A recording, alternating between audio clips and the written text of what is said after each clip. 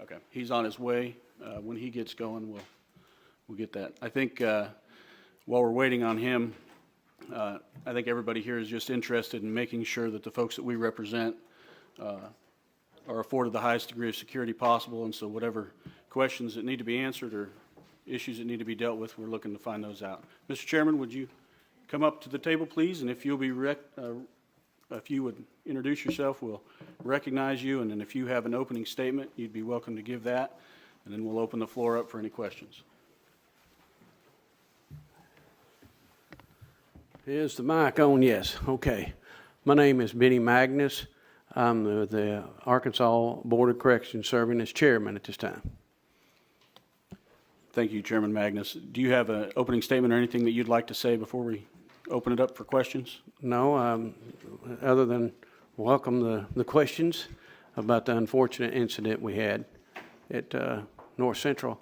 North Central had been there for 35 years, never had a pass escape outside the unit, coming from inside the unit.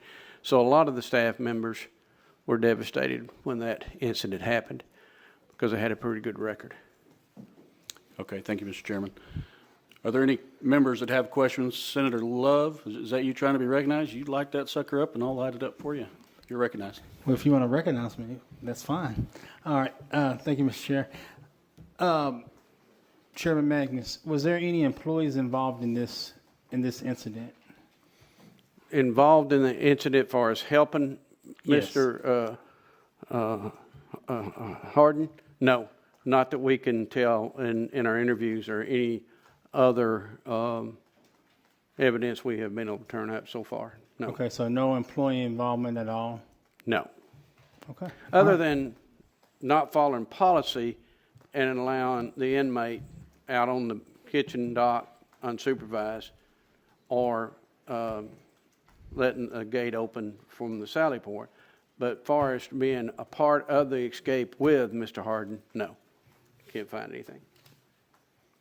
All right, now, Mr. Magnus, let's clarify some things. You said that there was some policy violated. Yes, As it was. is it related to employees, what employees had done? The employee that was in the kitchen, the kitchen supervisor, allowed Mr. Hardin to go outside the kitchen and work on the back dock without being supervised, which is against policy. Then the guy in the tower that let him through the gate was, you don't open that gate for anybody or anything when there's not a ground person there to verify who it is wanting to exit the prison. And 2 policies were violated there, and those 2 employees have been terminated. Okay, so the employees were terminated. Yes, sir. As it relates to those, so the other employees, are they reviewing those policies to ensure that nothing like this happens again? I mean, well, I'll tell you what. You've been chairman for a while. Has anything like this ever happened before? Well, I think every time you have an escape, you learn from it and try to fill any kind of voids in the policy that could be addressed. And the there, like, for example, not having a second man out on the weekends during visitation. We could either put somebody out there or find some electronic method to notify the captain or someone inside the prison that even the first gate has been opened. But the escape itself is pretty clearly that all the stars somewhat had to line up for Hardin, and 2 employees violated policy that allowed this to happen. The policies were in place. This should not have happened. Okay. And it was human error on their part that allowed it to take place. Okay, but you did terminate those employees that were found to have violated these policies. Yes. Okay, all right. Thank you, Mr. Chair. Senator Gilmore, you're recognized. Thank you, Mr. Chair. Mr. Chairman, Yes, sir. Magnus, thank you for being here. Unfortunate circumstances, clearly. I mean, I know nobody wanted this to happen, but I appreciate you being here and being willing to speak to it because, again, it's, as you understand, it's a big issue and it's important to Arkansans and certainly plays into the whole discussion that we're having about corrections in general. So I think my first question for you is regarding notification. When were you notified or the board notified of the escape? I can only talk on my behalf, Fair really, enough. because I noticed that night when it started, started getting phone calls, and I think I was on the phone with somebody else or something. But anyway, the dog kennel man from Calico Rock tried to get a hold of me, and that's usually not not good. And he was trying to get a hold of me, not because I'm chairman, because I fly the helicopter for the Baxter County Sheriff's Office, and he was wanting to see if I could fly. The weather was pretty iffy, but before and I noticed then Sherry Gray was the board administrator was trying to get a hold of me. And I talked to Dexter Payne, is the first person, as I remember, that got a hold of me and told me. I think then I called Mr. Lively, told him I knew about it. I was checking the weather, and Miss Gray was continually trying to get a hold of me, and I was trying to check weather and talk to other people. But So just to recap, the first person that reached out was the man that oversees the kennels, and then I didn't talk to him. But he reached out. Yeah, he reached out to me. All right, and then Miss Gray, who's the board's secretary. Miss Gray, and then Mr. Payne. But Mr. Payne got a hold of me. Okay, and what time roughly was that? Do you remember? 4-something, 4:08, 4:13, 4:15, something like that. Okay, so about 4:15, 4:30? Yeah. Okay. I appreciate that. And then shifting to, if I may, Mr. Chair, follow up. Shifting to, you mentioned 2 employees that this happened, or allowed this to happen, right? And I think those 2 employees have been terminated, as I understand. Yes, sir. Okay. And when did that happen? Were they terminated shortly after, or I know this? They would. You'll have to check with the warden to make sure that when he terminated them. I checked a couple times to see if they had been terminated. Normally, because of the escape, maybe information they might be given, they're not normally, discipline is not followed out until the inmate is brought back in custody in case there's something they forgot. I just don't know when warden terminate them. We can ask him that question at some point. I appreciate that. And then final question, I'll get back in the queue so others have an opportunity. Mr. Chair, how many times, and I don't know, in the course of looking at cameras or whatever else, how many times had he been allowed to go out on the loading dock? I can't answer And that it was the kitchen loading dock, right? Just so we're understanding. Okay. Yeah. I can't answer that question, how many times. Normally, the Department of Corrections does a critical incident review on all this, and we get a lot more detailed information at that time. They have not completed that, in my understanding, the critical incident review, and so I know that's coming. Okay. And how long does that usually take to do that? They will, in a case like this, I'd say that Mr. Payne will set the committee, I'd say within the next 25, 30, that's up to him, but there will be a critical incident review done. Oh, and you said that's up to Mr. Payne, so we can On timing, yes. we can ask him Yeah. that question. Mm-hmm. Okay. And what? Now, what, that's usually separate from an internal affairs investigation. Okay. It's separate from that. And I guess, and I promise this is my final, and I'll get back in the queue. Do you know what time the inmate was noticed missing, I think or what time he was buzzed through? I mean, do you have any of those times? it's on the time of the internal affairs report, but I don't have that with me. But I think that he, somewhere around 3 o'clock is when they put him out, that they could not find him on the kitchen dock. Okay. And then they tried to find him, of course, inside, and it didn't show up. Okay. Thank you. Chairman Magnus, I'm going to follow up just a little bit on. Oh, hey, Mr. Beatty, how are you, Yes, sir. Just follow up a little bit on what Senator Gilmore asked you.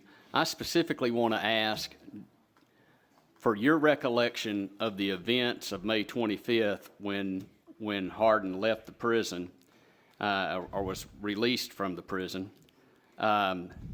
Your recollection of the events of that day from the time you were notified until we notified local authorities, state police, notified everyone. I want your recollection, and you tell me and the committee what you remember about the events of that day. And then also, I would like you to be specific with any decisions or directives or your involvement from that point on, once you were notified, the decisions as chairman of the Board of Corrections, any orders or directives that you gave to those on the ground, and how long did it take you? So just kind of your memory of what went on that day that you have knowledge of. I'm not asking for specifics that we can get through a report or an internal report, but just what you recall from that day, but specifically any orders or directives that you gave to staff or folks on the ground.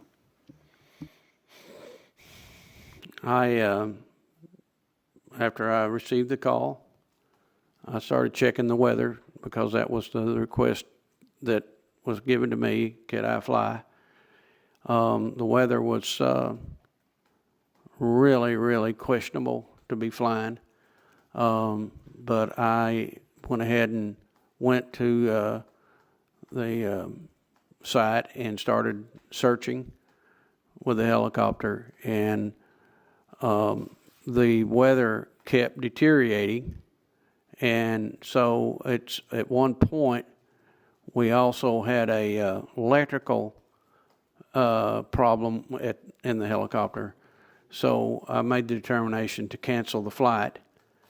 I came back to Baxter County Sheriff's Office hangar, and then after putting the helicopter back up, I drove to the command center.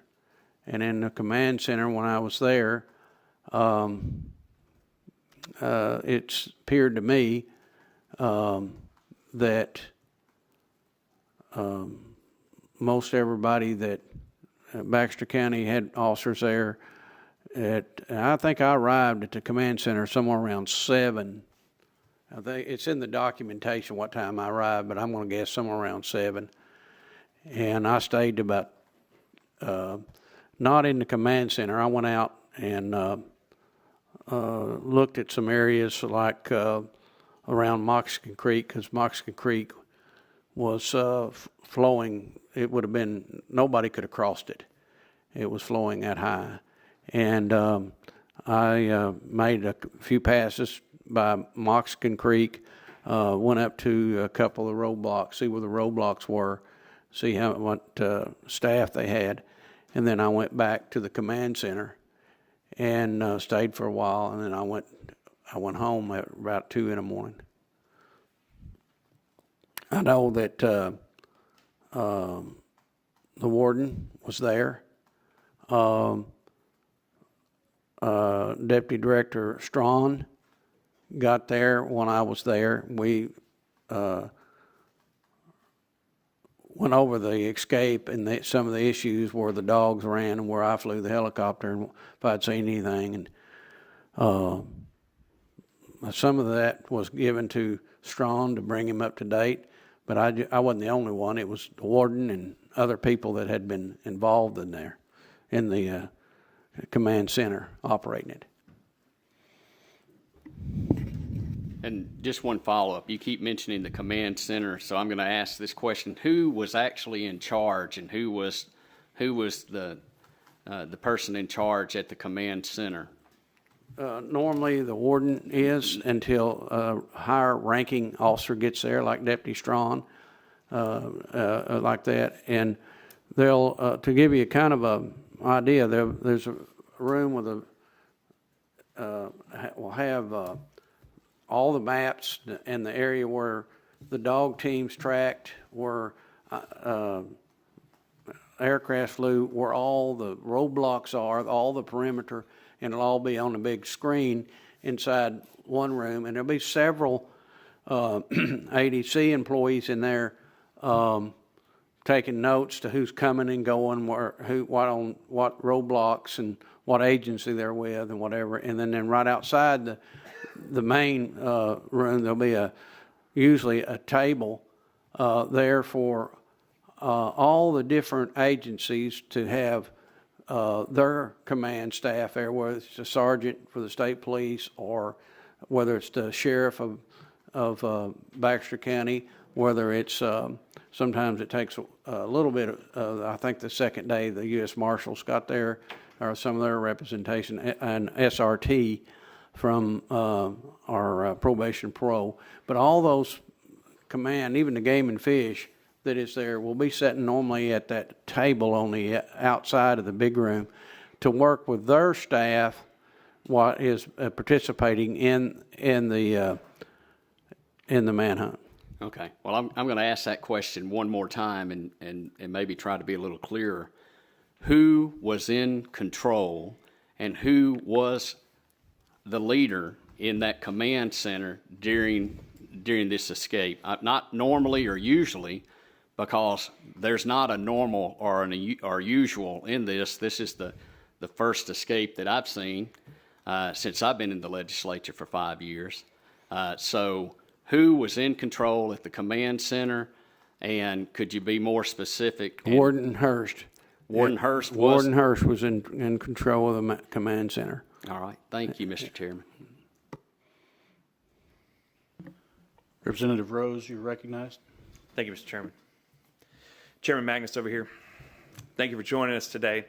Had a couple of kind of preliminary questions, Mr. Chair, if you allow me. You had mentioned that there was discovery of how the individual was able to get outside the kitchen and through a gate, and that those two employees had been terminated for violating policy. With that in mind, I was under the impression that a component of his escape was a disguise that allowed him to look like security personnel or prison staff. Is that correct? Yes, sir. Have you done some type of independent review or an outside review that has determined how he was able to procure a disguise, put it on, and have all of that take place without any notice? A few things that I can say that I've seen, and a couple things that I was told. I want to make sure I make that clear.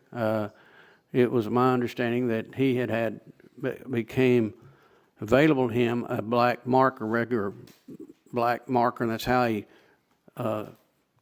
dyed his clothes to make it look dark. I did actually see the little badge that he made out of a soup can top, and I actually physically seen that, and also, of course, seen his ID that he lost in the woods. But those are the items I seen, but the one, how he got it dark, I can only assume, as I was told, that he used a magic marker to darken his clothes. Is it correct that he had a tactical vest? No, I don't think so.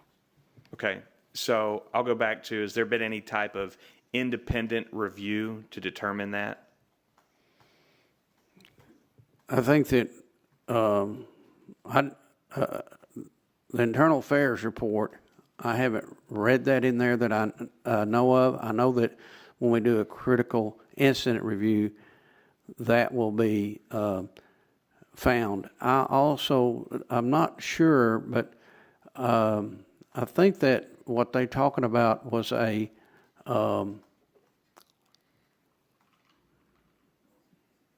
vest. I'm not I haven't seen anything on the vest. Follow up. Thank you. So, with a couple of the things that you had said previously, that it was discovered a couple of employees did not follow procedures, protocols that led to this. Additionally, he was able to manufacture or procure a disguise that enabled his escape. And there are some components of that you're not sure of. I asked about an independent review. You mentioned a couple of internal reviews or DOC reviews.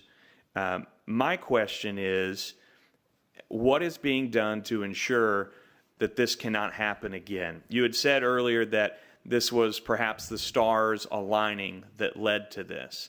I don't think that's an official designation for why the prison break took place. So my question, I'll phrase it again, is what is being done to ensure that it can't happen again, and will there be an independent review? We always do a review of every incident similar to this, and when you're dealing with humans, you can only do so many policies, and if they're not going to follow them, then something like this is going to happen.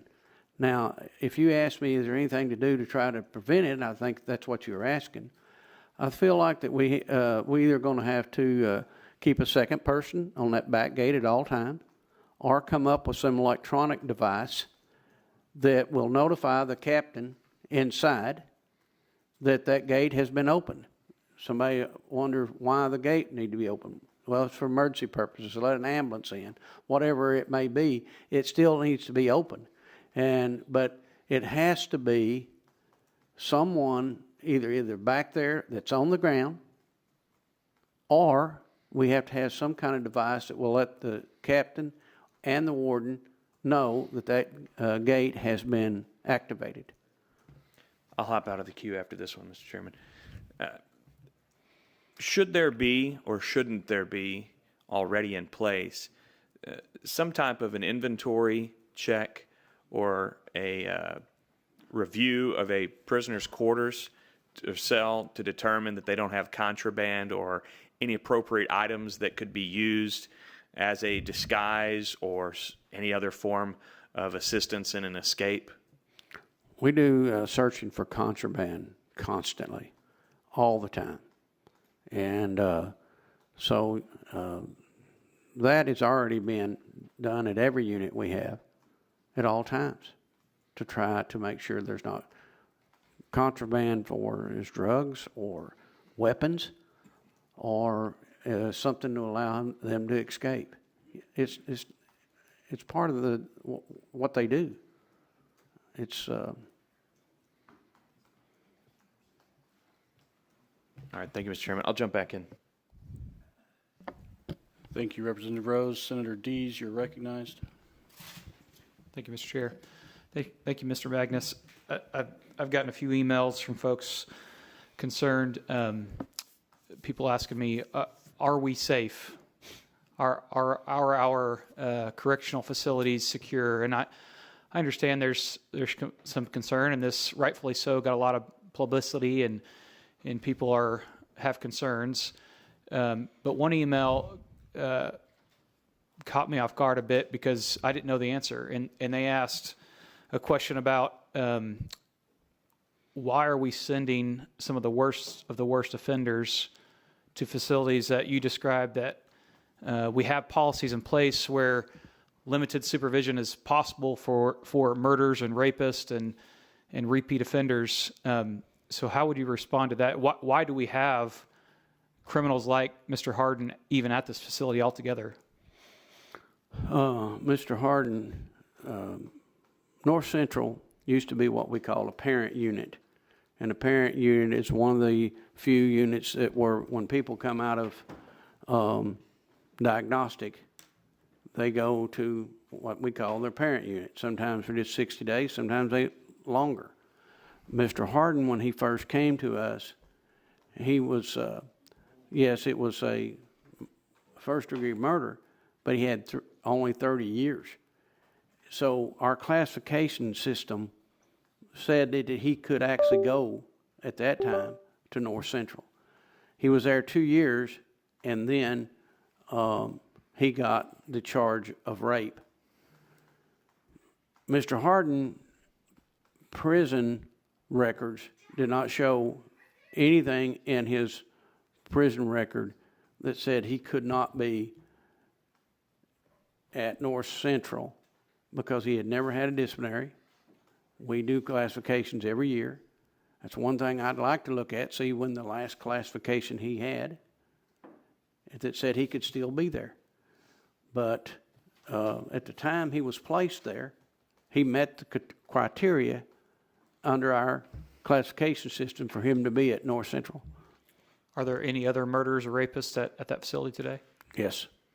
And so there's other Hold on a highlighted minute. offenders that have I always want to make sure. unsupervised abilities to kitchen docks, and there's other inmates that have that same capacity?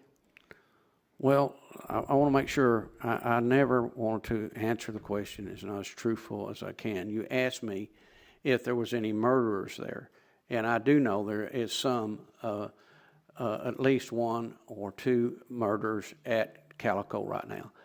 I know there's sex offenders there, but I don't know if there is rapists there that forcibly raped in the same sense that Hardin did to his victim.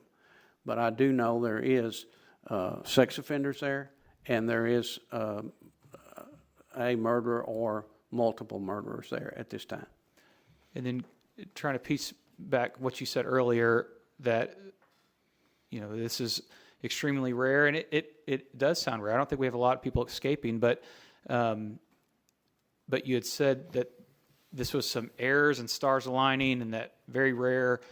So you believe the policies and procedures are correct, we just didn't have people following them. Is that fair, or do our policies and procedures need to be changed? What I would like to say to you in this body is 20 some odd years being on the Board of Corrections, every time we've had an escape and our policies were not followed or failed, we've learned something from it, and we've tightened the policy up or made changes, as I just said, possibly recommending some kind of notification if that gate is going to be open. It's easy to sit there and say that we'll always have a second man back there. But there could be something arise, like a riot or whatever, inside the unit where that man on the ground needs to go into the unit. Who's responsible for the policy and procedure review and adoption? The adoption of policies review will come either to the board or to Mr. Payne. So the Board of Corrections is now, responsible for all yes. boards and policies, and procedures. the secretary, Ms. Lindsay, Ms. Wallace. And I think I'll probably have more questions, but has anybody sent any apology to the victims of Mr. Hardin's crimes that you're aware of? Not that I'm aware of. Thank you.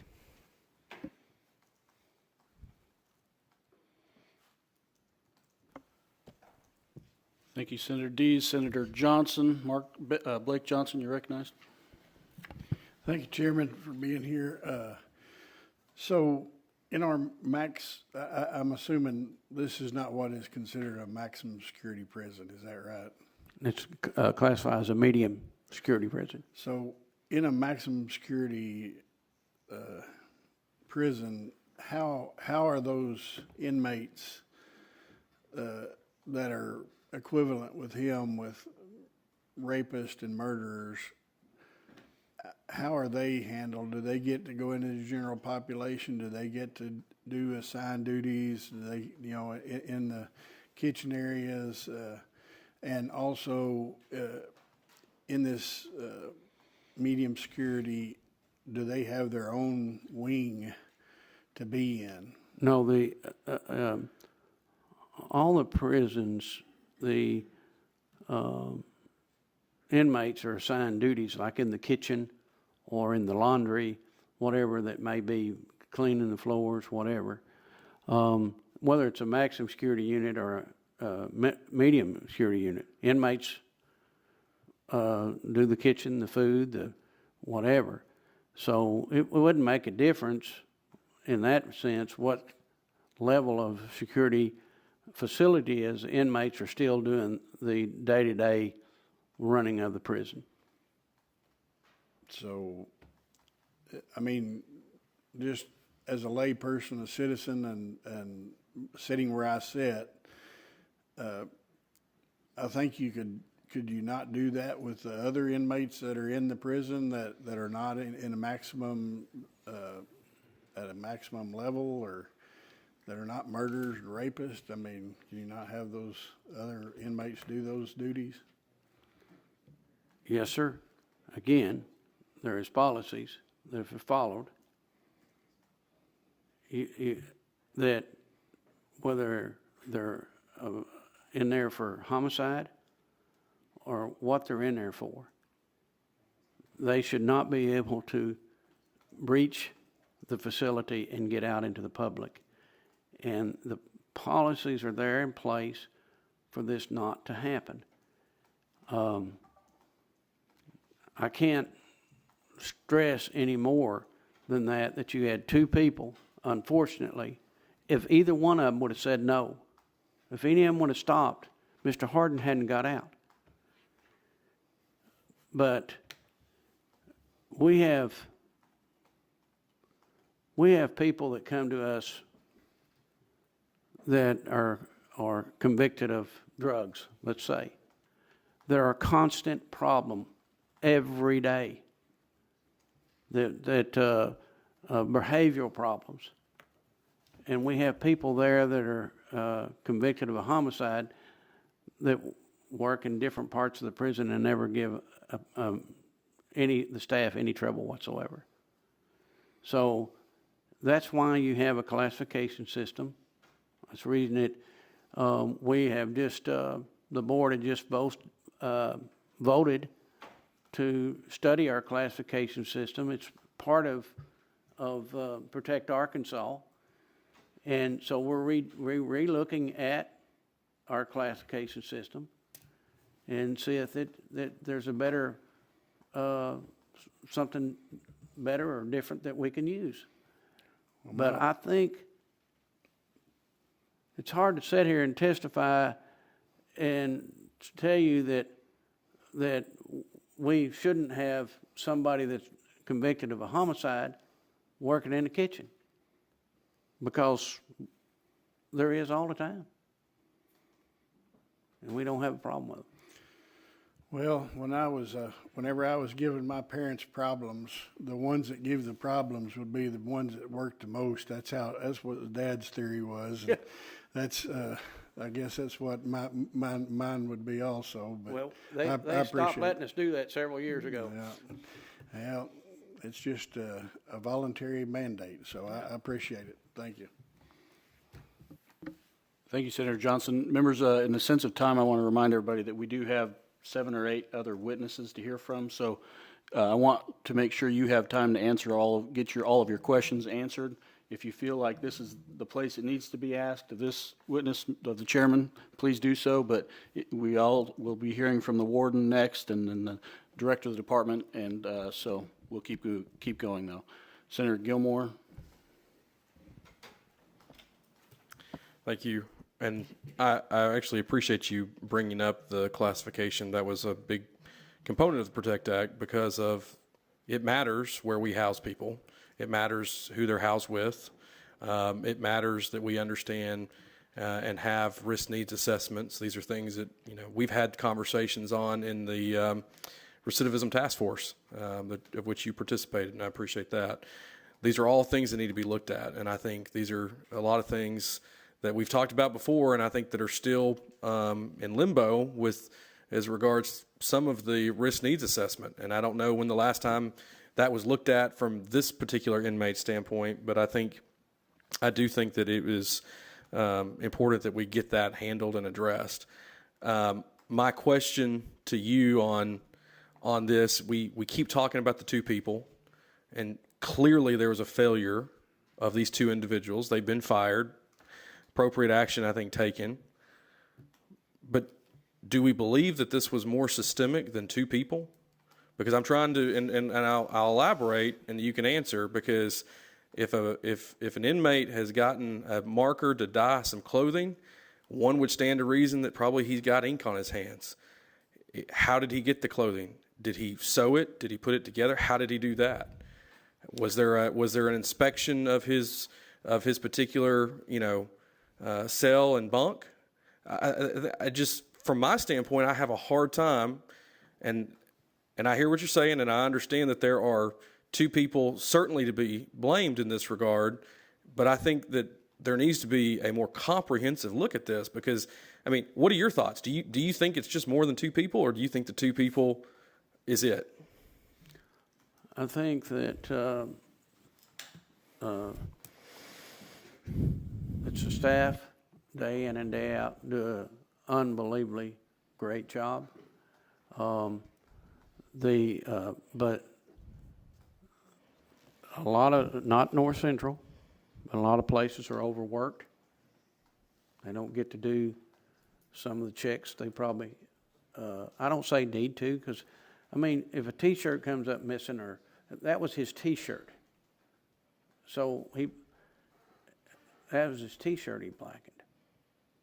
So, no, they're not going to go in there and try to find whether he has 3 T-shirts or 2, or just doesn't.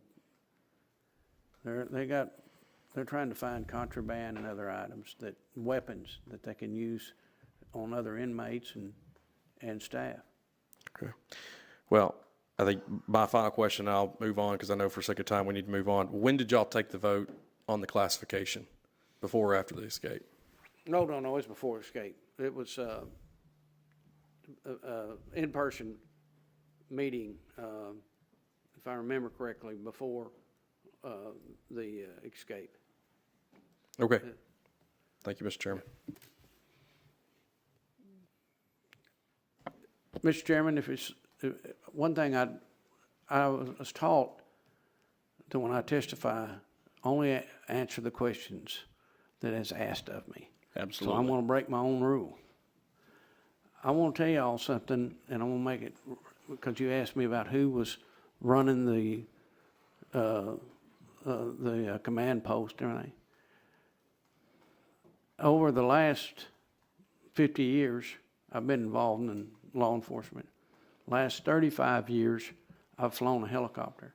I probably fly 4 to 5 manhunts a year, not just in Arkansas, but in Missouri and everything else. Every place, most generally it's all sheriff's departments, police departments. Very seldom outside the state of Arkansas is it a corrections. I've probably been on every escape corrections had in Arkansas. We run them as tight ship as they can and will be, and all the information in the guidelines and protocols to run that or be there.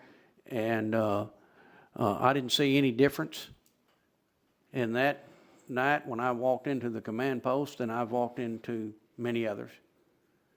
And that's all I have to say. Well, Mr. Chairman, I appreciate that. So by your own admission, are you done? Yes. You don't want to keep answering questions? By your own admission, you've had a lot of experience with escapes. So were you in the command post, or were you flying a helicopter? No, when it first started, sir, I was flying the helicopter until the weather got, when I quit flying, I had 50 some odd feet between the treetops and the clouds. I just couldn't stay. And I probably, we also had an electrical issue that happened. So I had to go back. So, and then you said the warden was running the response team. Do you have an emergency response director? Yes. Yeah, and emergency preparedness. And he was there at some point. Now, each unit has one, but they're also the main one for the agency. I don't know what time he got there, Mr. Shores. But I know when Mr. Strawn got there that night because I was there in the command center when he walked in. Okay, Senator Dismayne? And I think I'll be brief because I think you've answered one of the questions, and that is, were you satisfied with, the responsiveness that the agency provided and satisfied with the actual protocols and procedures that were in place? Everything that I've seen in the past or then was the same and being followed the same. Okay. And then I think that's good to know and understand that that's the position. I find in life that rarely, if ever, stars align. Things always happen because of intention by someone. You kind of alluded to it, I think, in a little bit. You said it is what they do in regards to the inmates, and I guess, trying to find a path out or whatever it may be. It is what they do, which means we should expect it, right? And knowing that we expect it, and by the way, the devil in the Ozarks wasn't just a murderer rapist. He was also an ex-law enforcement officer, which I think holds him to a much higher level of deceit and whatever you want to say about that individual. So he was a little bit more than just a murderer and a rapist. But my question would be, what do y'all do? How often do you assess risk and weaknesses at a facility in regards to the facility as a whole? I would like for you to ask Dexter Payne that. I know through the years, What is through the the board's year, policy of a review that you're? I can't tell you. I know that we go through escape procedures at each unit several times a year.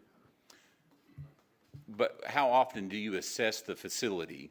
So, for instance, this gate. In the modern world, to think that there's not a sensor on a gate when it opens and closes at a corrections facility seems almost unheard of. It's a gate on a corrections facility, and there's only so many points of access to a corrections facility. There's two. Okay, so there's two points of entry, and they don't have a sensor on Two them. gates. There's two gates on that back gate. There's not one. He didn't have to pop just one gate. He had to pop both gates. Okay, but there's not a sensor. How many points of entry? I don't want to get into that. All right, but as far as but you don't know how often we're assessing a site as far as weaknesses and opportunities and that sort of thing. I know they go through drills, escape drills, several times a year because I actually get called to come and fly for it. Well, So I'm not asking about that. I'm asking about the facility itself. We have all these different facilities that have their own weaknesses and, points of concern and that sort of thing. And because these inmates, because what they do is trying to figure out how to leave, they're continuously evaluating those. My question is, are we doing the same thing? Yes. I think you'll find when you interview Dexter Payne or Randy Shores, they'll be able to best answer that question. But it's not board policy that these happen on any type of time frame. It's up to the individual leader of that facility.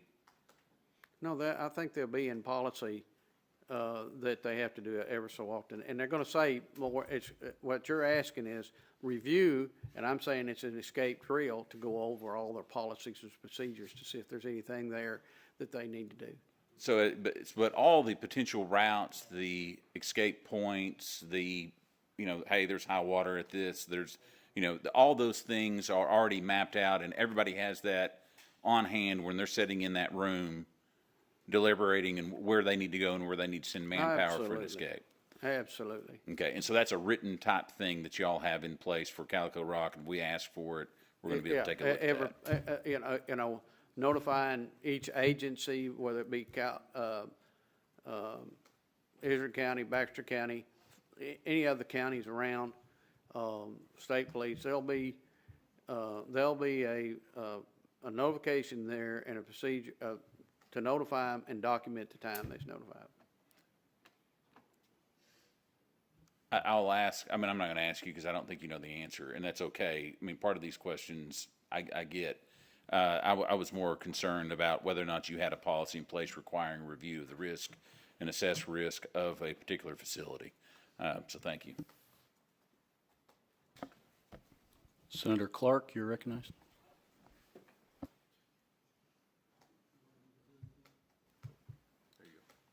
Thank you, Mr. Chair. I'm going to follow up on Senator D's questioning. When, at my company, when things go wrong, and they go wrong too often, it should be perfect. But when things go wrong, we have meetings, and we find out if it's policy. It's rarely policy. Policy is usually right, but sometimes we find a policy issue. We find something that we're doing it this way, and there's something else that we should be doing that we're not. But more often than not, it comes down to not following policy. And unlike I've heard here that there's 2 people. I've had as many as 4. That if each one had followed policy, which they knew, that the whole big thing wouldn't have happened. So what have y'all discovered as far as policy that needs to be changed? And I understand you're the board, but I'm assuming everybody's reporting back up to the board. What have we discovered as far as policy that needs to be changed? I want to make sure that my opinion, looking at what I see, that at some point that we need to find, as Mr. Domain, Senator Domain says, in this day and time, there probably is something that will alert the captain in charge, the duty warden in charge, that gate has been opened. Or we are just going to have to insist a second person to be at that gate. If the second person on the ground would have been there, even as lax as the employee was in the tower, that could not and would not happen. Even when it was against policy for let the inmate work on the back porch of the kitchen and the back dock, would not have happened if there'd have been a second man on that ground. So it's got to be one of the two. You've got to find some way to assure that that if that back gate is opened, that there is somebody inside is alerted, and there's a time lapse before he can get out there and check, or it has to be a second person there, one of the two. Okay, so you have policy that needs to be changed, or at least in your view needs to be changed. So let's come back down to following policy.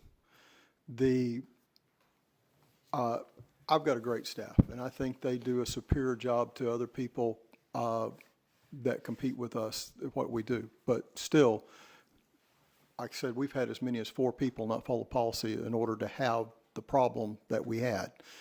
That is systemic in my company. Great people, but that's systemic. If I got 4 people who didn't follow policy, that's not just the 4 people.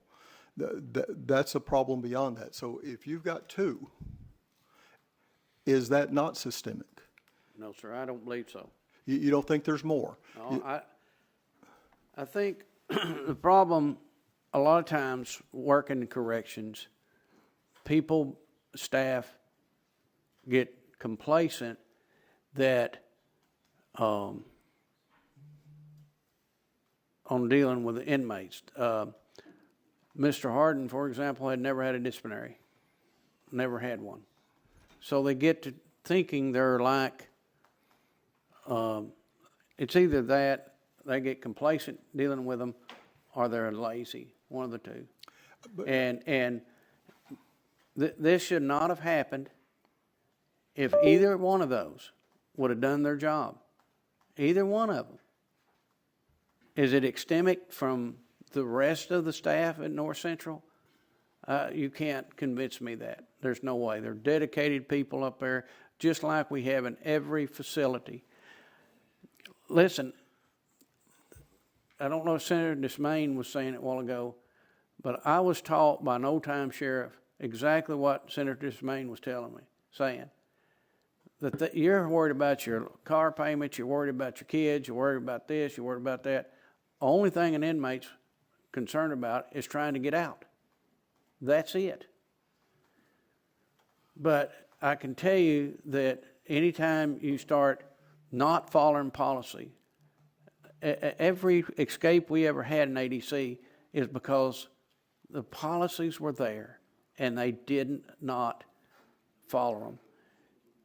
The 2009 escape, where 2 of them walked out with uniforms that they made in the garment factory, is because the captain didn't stay at the door like he's supposed to. If you have 15 people come to work, you have 15 leave. You don't have 17. The line is the captain didn't stay up there to count them. I think complacency is exactly the right word. That's what I find in my company. And again, I'm not insulting the people that are working. I have a great staff. But complacency, that we don't think the policies are necessary. And when I say that's systemic, if you got 2 people who happen to be in, as you said, the stars come together, that they both didn't do the job they were supposed to do, yet knowing what that job is. I think complacency is such a natural thing in humans that I'd be interested to find out from others why it's not systemic. Does that make sense? It makes sense, and I understand the question. I really do. Is there more people like that? And Our staff most generally is trained to follow policy, period. And they do an unbelievably good job on most days. Why this happened, you know, you got to look at it. You're calling it systemic, and I get what you're saying, but we had 2 that day. If either one of them would have been following policy, I it agree. wouldn't have happened. And that's why I'm calling. And they're 2 different types. One was a kitchen staff employee, not a security employee, and the other was a security employee. And the reason I'm saying systemic, and it may be in all security places, is because I don't think anybody would have predicted that those 2 wouldn't have followed policy. Yeah. And if you can't predict those 2, then you can't possibly predict that there's not more. And then that comes back to within the system, how do we change that? How do we keep people from being complacent? Wouldn't you agree? Yes. Thank you. Okay, members, I've got 3 more in the queue, and then we're going to move on. Representative Rose, you're recognized. Thank you, Mr. Chairman. I know I should have quit. Chairman Magnus, you had said earlier in your testimony that we run as tight a ship as can. I'm speculating. Your perspective is that's you saying that. That's your opinion, correct? Yes, sir. And you're saying that before critical incident review has taken place. Is that correct? The critical incident review has not taken place yet. When the critical incident review is given to me, I will read it like everything else. All right, but it hasn't happened yet. But the bottom line is, plain and simple, if 2 people hadn't, if they hadn't violated policy, we wouldn't be here today. It's plain and simple. So I just wanted to go over your words and just end with this question. I told the chairman I would be brief. Without an independent outside review, audit, evaluation, or any other kind, we're left with the determination that we run a ship as tight as we can. You had 2 individuals that were terminated, and what took place was that there was insecurity at a kitchen, back doors, gates. Disguises were created, transported. There was lack of verification. Nobody caught this on security cameras while it happened in the cells, and the supplies were available. Do you think that from an outside independent review that they would say that's as tight a ship as possible? I think that if you're trying to say it the way you said it, it doesn't seem to be. But I can tell you... I'm not saying it. I'm just repeating your words back to you. Listen, when we get our critical review incident report back, you'll see how detailed it is, and you'll see that we've done this several times. Independent reviews, the board done a review when we've had escape because we didn't want the agency doing it. I can tell you that my years of experience, is you need to let the critical incident review finish and then see what's in it. And I right now don't feel like there'll be a whole lot in it that would change any policy or any other concern except what I said about preventing some form of preventing that back gate being opened without someone else being out there, whether it's a notification of the captain. If we call for an ambulance and it has to come through the back gate, the captain goes out there to let it in. They just don't pop the gate and let the ambulance in. So what I'm trying to say is, yes, in this incident, what we will learn from it is that we cannot count on two people doing their job. So the gate, being the last part of security, will need to be some way secured differently where it doesn't happen again. All right, thank you. Thank you, Mr. Chairman. Senator Dees? Thank you, Mr. Chair, and I'll be quick. The escape happened on May 25th, correct? Yes, sir. And I heard you say earlier that y'all had met and voted before on inmate assessment. Yes. Before that escape. I just don't quite understand, because Democrat Gazette reported that topic was passed over in committee meeting in April. Can I voted. ask Ms. Gray, our assistant? I thought we passed it. But it does say you passed over. You did not vote on it. Did we vote on it, Sherry? We had? I thought we had. The agenda. I'm not. You did vote on it. It was after the escape, though. It was May 29th, is the records I see on the agenda. Is that correct? It sounds right. Okay. We can check. That's the report I'm looking at. I mean, I'm not trying to say. I know that it wasn't. This is not a gotcha. It's just to be clear that we are looking at after actions after the escape, okay. and I'm glad we are looking at it. But I do want it to be clear. It wasn't voted on because of the escape. Sure. Okay? Because we hadn't done the instant review report yet. We voted on it for two reasons. Okay. For Van Air, the people that's doing the new prison has asked for a new classification, plus it's part of the law. And so if you're saying we didn't vote on it to the 29th, you're probably right. I thought we'd vote on it before. And then That goes to show I don't remember everything correctly. no, you're fine. It's hard to remember it all, but help me with this. With responsibility from the time that an inmate escapes, who takes authority? Is Department of Corrections? Is the facility itself the warden? Is the U.S. Marshal? Who actually has authority once an inmate leaves the facility? The warden of that facility till we have a higher ranking correction official there. So the warden is the still responsible for the finding, the manhunt of the command center and getting everything roadblocks set up, whatever. But there's a set of protocol books that tell them every step they do in that manhunt and what to do. And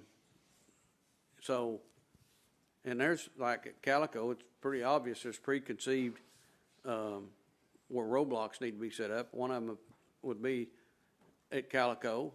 One of them be at Moxican Creek. It's pretty, not far from the unit, but there's natural barriers, let's say, that would make it logical to have your first set of perimeter set up at Moxon Creek in this case, and Calico Rock. Okay, and then last one, and I'll be done. Do you think there's any responsibility with the Board of Corrections on the escape? Any responsibility for the board that needs to do something, anything different, or should have done different? I think we should, when we get the incident review done, we should read it. We should talk to staff and to the secretary to see anything that we can help do or pass that would make it not happen again. We've done the same thing, unfortunately, with a lot of other escapes. You know, we don't no longer do our own uniform sewing. We don't do it anymore because that's how that happened. They brought a piece in at a time. So that was a recommendation from staff, and that's a policy that the board put in. So this one will be handled no differently. When the incident review is done, I'm sure staff will come to us with any kind of recommendations, and they're always pretty logical. Thank you.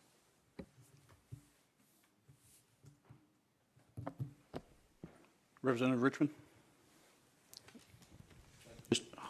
Thank you, Mr. Chair. Very quickly, did the two individuals that ultimately got fired, did they have immediate supervisor, a common immediate supervisor?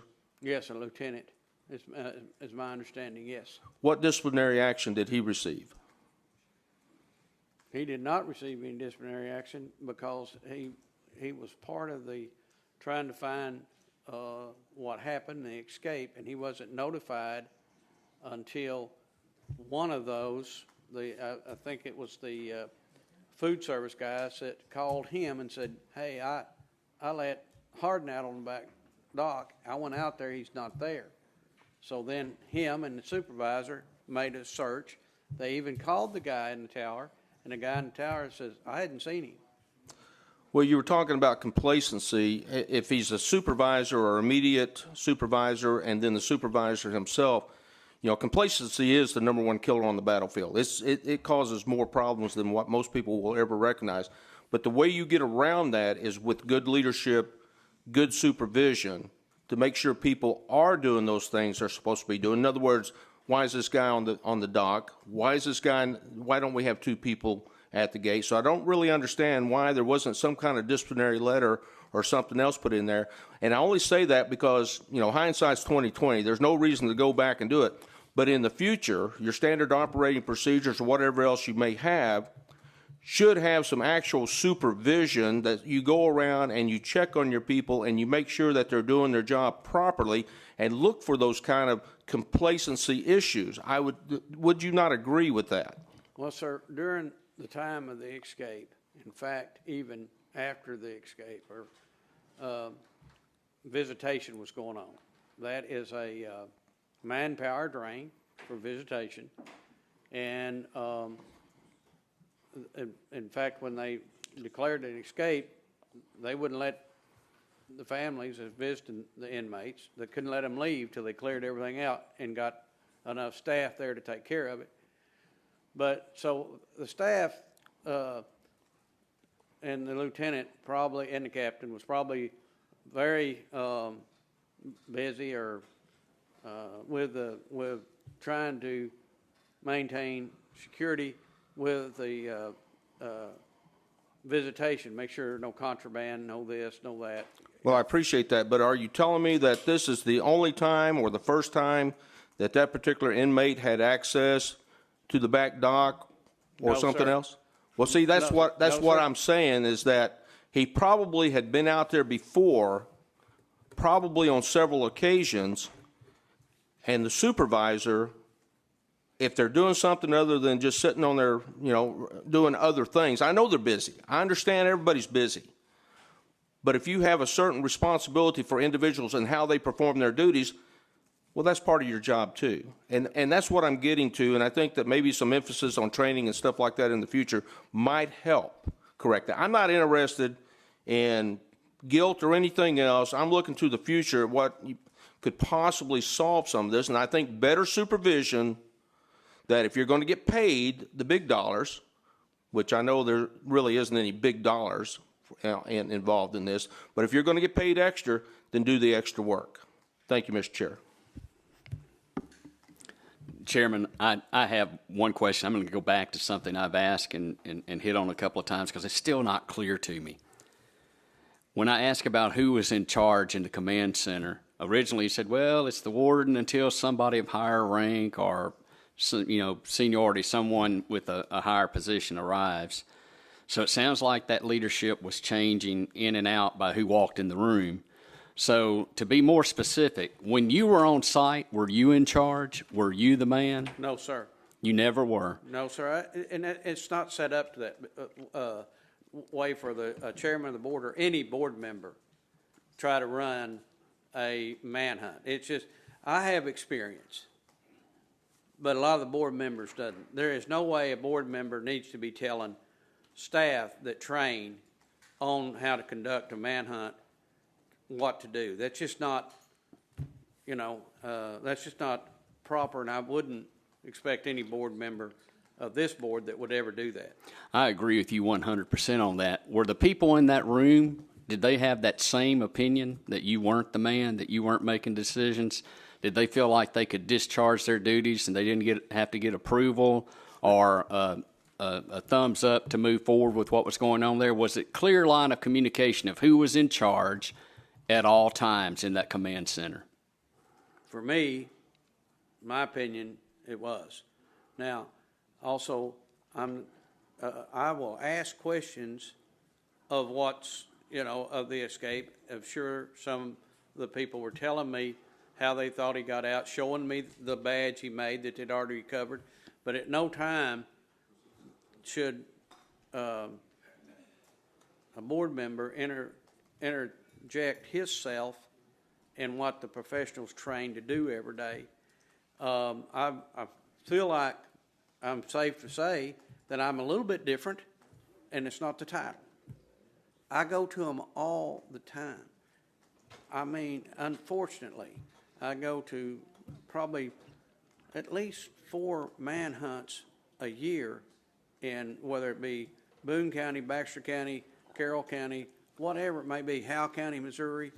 I mean, I have been to a lot of them. I don't interject myself there. Well, If I'm asked for advice, I'll give it. Yeah, I appreciate that, and you have a little more expertise in those areas on manhunts. I guess my real problem and why I'm really trying to hone in on who was in charge is because there's a gap of time from the escape until notification to the outside of the prison. And that's a couple hours from the timeline of information that I've received. I'm just trying to find out why there was a gap from escape to notification to the local authorities, to the state police, to other folks, because there's only one reason I see. And I think we all know what that reason would be. I think I think there was a time delay in actually figuring out whether he was gone or which inmate was gone. Okay? I think there was a delay for that reason. It wasn't, but I've seen some of the stuff that Captain Brandon did that night, and I think he done a good job trying to determine whether we had escape or not escape. But there again, when the escape was called, it was Warden Hurst that was in charge until a higher-ranking Department of Correction official got on property. Well, I'm just going to ask you, and I just don't understand that timeline from escape to notification. And you're saying it's to decide if it was even Hardin that had escaped? Well, I can tell you what I seen, and I can tell you when I was called.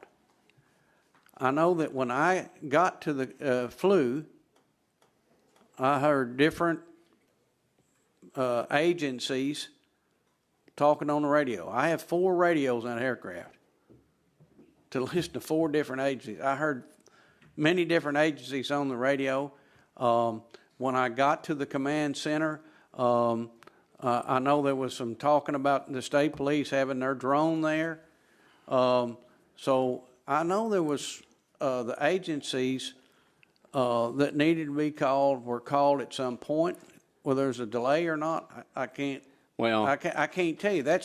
I can read the timelines. I've read some of the timelines, and I mean, my whole point is timing is everything. And I think that notification time and that timeline is a big stickler and a big problem for me. And I think many members of this committee, when they see that timeline, they're going to have the same problem, because there were Arkansans' lives that were in harm and in harm's way for that 2-hour period.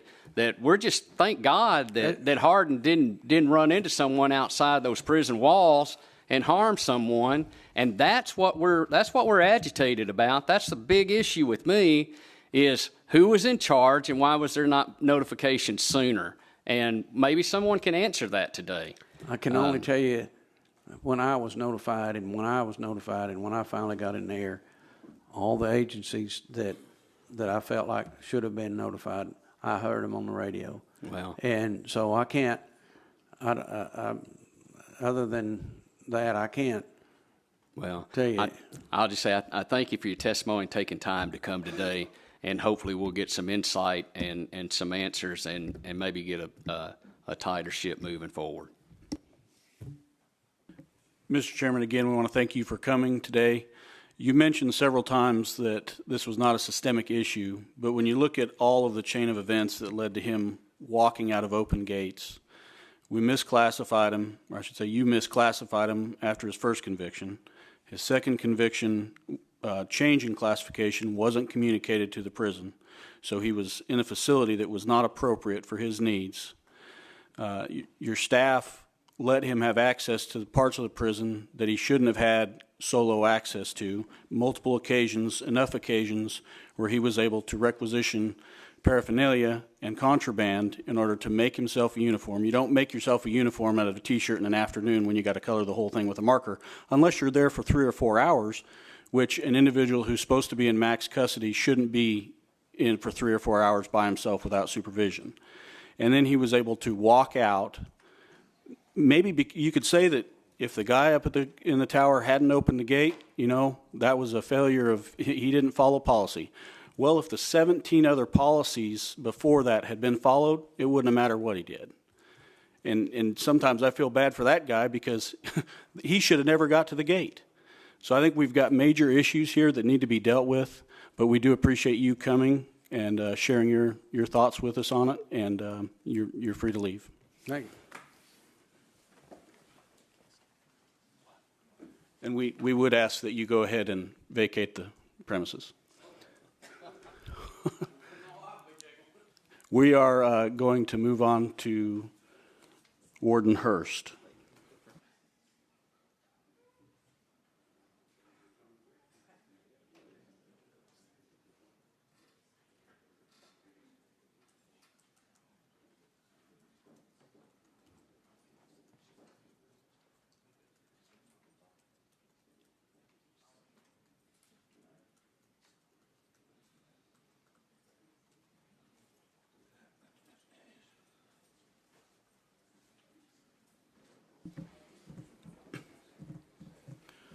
Warden, we appreciate you coming today. If you'd be willing to introduce yourself to the committee, and if you'd like to make an opening statement, and then maybe recount the events of May 25th for us, and then or June, the day of the escape, and how things unfolded, and then we'll open the floor up for questions from the committee. Okay. My name is Thomas William Hurst. I'm currently the correctional warden at the North Central Unit. Would you like me to recount the event? Is that what you're saying? Do you mind if I read a prepared summary? Senator Gilmore, you recognize? Thank you, and I know, sake of time, I know we're running out of time, so I just would like to be mindful if we can keep it succinct and ask colleagues, including myself, to be succinct in our questions. So, You be as detailed as you want to be. We're asking members to be succinct in their questions. okay. We appreciate you coming. All right, thank you. So on May the 25th, 2025, approximately 2:53 p.m., inmate Grand Hardin, 168541, assigned as a 1C kitchen worker, escaped from the North Central Unit by walking through the Sally Port gates dressed in a homemade uniform designed to impersonate a correctional officer. He was pulling a flat cart containing a cardboard box and a homemade ladder, later determined to be constructed from dismantled pallets and drawstrings from state-issued clothing. At approximately 1:58 p.m., inmate Hardin was granted unsupervised access to the kitchen back dock area under the pretense of cleaning the chemical cage. This violated standing security directives that specifically prohibit inmates from being on the back dock without supervision. Directives clearly communicated to kitchen staff and acknowledged in writing on May the 14th, 2025. Inmate Hardin remained unsupervised for approximately 1 hour and 8 minutes, which gave him ample opportunity to change into the disguise he used to facilitate his escape. Around 3:08 p.m., the food service supervisor noticed Hardin was not on the back dock area and began a search to locate him by telephoning the laundry and West Tower staff. After being unable to locate inmate Hardin, he advised the shift supervisor of the incident. A more extensive search of the immediate areas began but was unsuccessful. Subsequent review of surveillance footage by the shift commander revealed an individual later confirmed as inmate Hardin walking through both Sallyport gates dressed in a dark uniform with a vest and hat pulling a flat cart. He was last seen walking near the ICC garage with a box in hand before disappearing from camera view. At approximately 3:40 p.m., the unit was placed on lockdown, emergency escape procedures were activated, and the command center was established. A roster count was conducted at 3:47 p.m., confirming inmate Hardin's absence, and all other inmates were accounted for by 4:48 p.m. 17 internal and perimeter checkpoints were activated, and the unit's K-9 team began searching the facility grounds.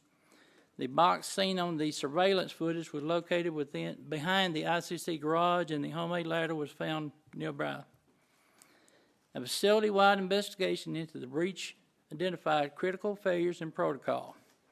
A directive to all food service staff before the incident was that no inmate or inmates were allowed access to the kitchen back dock without direct staff supervision. The on-duty supervising staff member disregarded this policy, allowing inmate Hardin access to a sensitive area despite having knowledge this violated a previous directive. Camera footage and follow-up interviews confirmed this failure. Additionally, the West Tower officer admitted to observing an individual on the back dock dressed similarly to a staff member. Believing this person to be an employee, the officer allowed the individual, later identified as Hardin, to pass through both Sallyport gates without verifying identity or issuing a challenge. From May the 25th through June the 6th, 2025, the facility remained locked down. The command post remained operational throughout the duration of the search. The command post coordinated ground and aerial searches and gathered intelligence and worked with local, state, and federal law enforcement partners. Local residents were also notified of the escape through the phone alerts and coordination of the local authorities to ensure public safety and awareness. On June the 6th, 2025, at approximately 3:45 p.m., inmate Hardin was located by U.S. Border Patrol approximately 1.5 miles northwest of the North Central Unit in a densely wooded area. His identity was confirmed using a portable fingerprint scanner provided by the Arkansas State Police. After a medical evaluation, inmate Hardin was immediately transferred to the Varner Supermax for high-security confinement. Post-incident review and findings, a comprehensive review of the incident confirmed that the escape resulted from multiple failures in staff adherence to established procedures. The makeshift uniform was found to be made from state-issued pants, a white shirt, a ball cap, and a kitchen apron, all of which were dyed black. The inmate's unsupervised time on the back dock allowed him to don the disguise and prepare for his escape. A secondary failure occurred when Sallyport West Tower procedures were not followed, and identity verification was not performed. Unfortunately, this allowed inmate Hardin to exit the facility unchallenged. That's a summary of the incident. Thank you. Do you want to make any other comments before we go to questions? No, sir. Okay. Senator Disbang, you are recognized. Thank you. My question has to do with how often we assess the weaknesses and threats that may be there at a particular facility. So for instance, Calico Rock, when is the last assessment done, on potential issues there? We do a yearly security audit, which is performed by outside source through the emergency preparedness staff that we have. They come in and look at our facility, at everything we have, our policies, procedures, our cameras, our layouts, and make sure that stuff is checked, on a yearly basis. But now we also have a what we call a threat assessment that is done by our emergency preparedness coordinator once a month. And he goes through and he checks this stuff too. Okay, so as far as, so there's a gate, and as my understanding is, it's a gate that has no notification of when it opens and closes. Is that right? That gate is an electronic gate. Are you talking about the Sallyport gate? Yes. It is an electronic gate that is operated from the tower. The officer in the tower is responsible to open that gate and close it, and he's also responsible to make sure he knows who he's letting through. And then, so when they're doing their assessments, so for instance, how often do you think even employees were walking out without being checked prior to?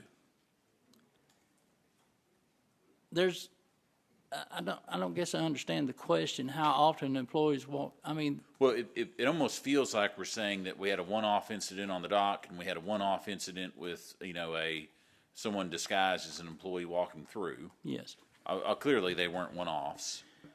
How often do y'all do your own assessments to make sure that your employees are following protocol, especially at entry points and exit points?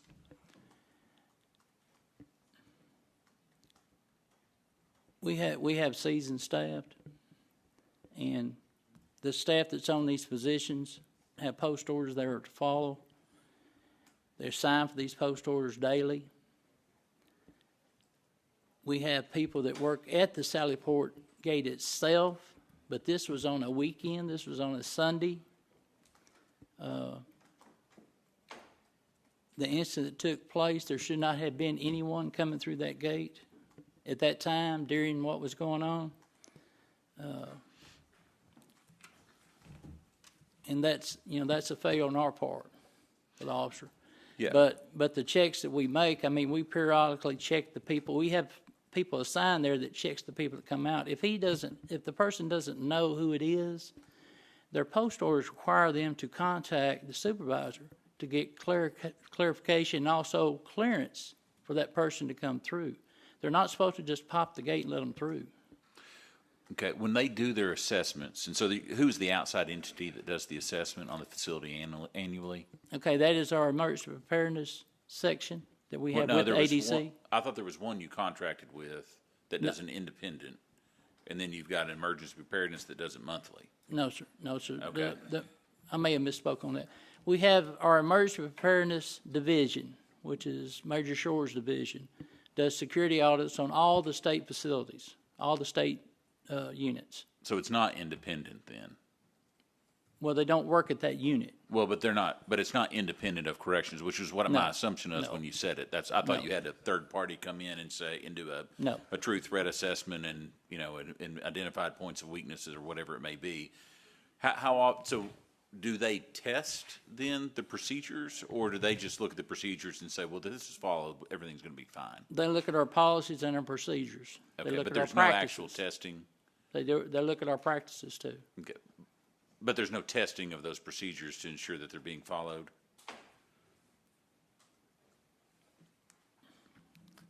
It's okay, probably not if you don't know the answer. I don't really know the answer to that. They submit a report on what their findings are. They make recommendations to us on what we need to change, if there's anything that needs to change. That's really about all I can say on that. And as far as an escape, right? So, I think Commissioner, said it earlier, and I think he was right. It's what they do. It's what inmates are looking to do, right? So they're continuously assessing our facilities. They're finding the weaknesses, and in this particular instance, he parlayed multiple weaknesses into an actual escape, which would be incredibly hard to do, even with the complacent behavior of your two employees. Because, as was alluded to, the stars have to align, and that's just almost impossible that's just what happened. So my question really for that is, what if there is an escape? Do y'all already have? I mean, like at that particular facility, obviously there's only a certain number of places that someone can walk out of a facility or the escape could actually happen from. There are only a certain number of roads. There's barriers, where it be creeks or whatever it may be. So did y'all already have all that in place so that when the escape occurred, you knew where the hot points would be, where you might need to go, where you need to first look, or what does the policy look like that for an escape? And so we have an emergency plan for escapes. We have checkpoints that we send staff out to man on a perimeter. We set a perimeter up, and all that's in our escape plan now. Okay. And it was in there then. Okay. All right. Thank you very much. And how quickly was that plan executed after the roll was called and you realized it was Hardin? We had additional staff come in, and as soon as additional staff arrived up at the unit, then we would send them out to these checkpoints. Approximately how long did that take? Probably 15 to 20 minutes. So you set up the checkpoints before you notified the local community and the state police? Yes, Okay. yes. Senator Gilmore? Thank you, and I'll follow up right where Chairman left off. What time were you notified, and what time was state police notified? And you may have stated that already. I may have missed it. I was notified about somewhere around 3:20, something like that. I was actually at the unit working that day. Okay. And the captain who was on duty come up to me and said, "Hey, we have a problem." Okay. All right. And then the chairman testified to critical incident report. You familiar with this? Yes. Okay. I think you just said that had been done. Is that correct? The critical incident. Has that been done? Has that been completed? Have y'all done a critical incident report? The critical incident report is scheduled for the 21st. Scheduled? We're talking about the report where they come up and investigate it? Is that what we're talking about? I don't know. It's y'all's report. That's what I'm asking. He We have a referenced it critical numerous incident times. review. Is that what? Maybe that's what it is. But I Okay. think there's a report that comes after the review. Okay, well, the report that I submitted Okay. was sent up to the Internal Affairs, after all this was all over with.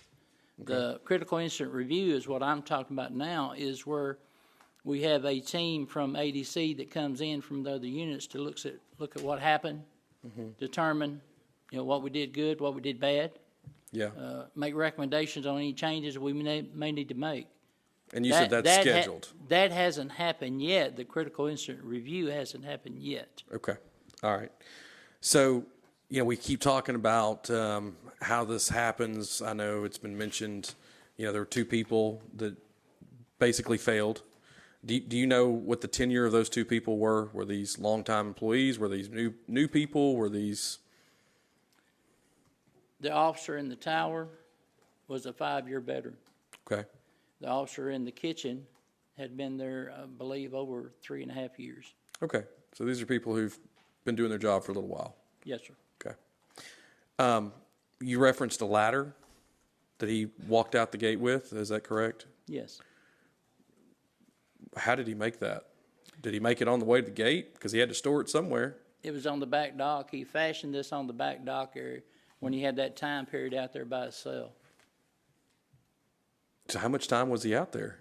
An hour and eight minutes by himself. Okay. And there's no cameras out there? That's not on the back dock area, no. So he fashioned that together on the back dock? To the best of my knowledge, yes. Okay. So he had all the stuff out there with him? There's pallets out there. We have deliveries that come in, their own pallets and stuff like that, and they were out Okay. there on the back dock. And so it's typical to keep pilots like that? Because I would think that would be a risk by itself. You could throw that up against something and climb up, just the way the pallet's made. So those are just out there? Yes. Okay. Final question, and I'll get back in the queue, Mr. Chair. We talk about, policies and procedures. One of those policies and procedures is the security security policy or security rule for corrections, and the procedure lists, and I'll read from it and quote, "The warden/center supervisor of each facility will establish in writing detailed security rules and procedures for all area of his or her facility. Such rules and procedures will be formulated to ensure maximum protection of the citizens of the state of Arkansas and to the employees and offenders of that facility. These rules will be available to all employees of the facility."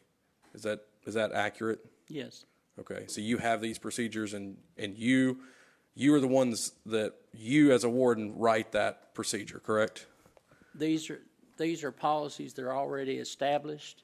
What we do is we review them yearly, or if we have to make a change to it, then we revise it.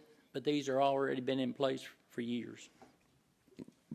And so, correct, so this procedure has been in place for a while, but it was established initially by a warden, may not have been yourself, but Right. someone like yourself. Whoever the first warden was of the North Central Unit established those. Correct. So this is specific to those units, correct? Yes. Okay. Is there overall policy of corrections that supersedes these individualized rules for the facilities? The unit policy goes hand in hand. It cannot contradict our ADs or administrative directives or ARs, administrative regulations, or the SDs, the Secretary of Directives. It cannot conflict with those. And if there is a conflict, who? If there's a conflict, then we have to refer back to the higher policy. The unit Okay, policy. so you would then change your facility policy to mirror the system-wide? Yes. If we have say we have a change in our grievance policy or AD, then we have to go to our unit policy on grievances and make that same change to make sure it reflects the change in the policy above that. Okay. I will yield, Mr. Chair.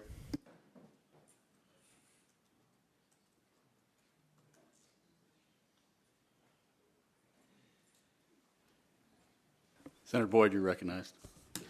Thank you, Mr. Chair. So clearly there's a system involved and there are lots of breakdowns in the system. I've been hearing, but at the end of the day, what is the root cause? Where did this start? Where if we change this, we wouldn't have to worry about all the things downstream. In your opinion as the warden? We had 2 chances to prevent this. We failed on both. The officer in the kitchen had directed us not to allow this inmate to go out there, and he did. The officer in the tower allowed this inmate to go through both gates and never asked who he was. I spoke to that officer personally and asked him why did he let that person out. His comment to me was he thought it was an officer. They were complacent in their job duties. And when you have somebody complacent like that, then bad things happen, unfortunately. We had the policies in place. We had the procedures in place. They just didn't follow them. Okay, so I hear that, and I hear it's a personnel problem, but let's think further up the stream. I understand there's a Campbell soup lid or something where we made a badge. We needed a marker somewhere to do that. I mean, where did this really start? Because this was a symptom downstream. I mean, so like I don't know how you do things in corrections, but in healthcare, we're always looking for the root cause. Where did the problem start? Because if we stop that, we don't have to worry as much about does somebody else catch it, right? That doesn't mean we're going to take those things away, but that's what I want to probe you to think about. Well, I think the problem is we got too overly familiar with that one inmate in the kitchen area. Okay. The things that he used, the lid you're talking about come from the kitchen area. The pens and markers and stuff like that come from the kitchen area. He was, we just got too overly familiar with him. Okay, He had been working in that kitchen a long time since he had been at that facility. And you have a tendency to get too close to them. And I think that's one of the things is he was allowed to do some things he shouldn't be able to do. So there was a leadership breakdown somewhere before this person made it to the 2 people that let him out the door, if you will. So I'll let you think about that. I just wanted to prompt you to think, and I'll back out of here. Thank you. Okay. You mentioned that he spent an hour out on the back dock. do you think that that was the first time that that had happened, or do you think that that is a habitual occurrence? That was not the first time that's happened. Okay, so, and then it would probably be, we could probably assume that the guard in the tower, that wasn't the first officer he'd let out without checking their ID.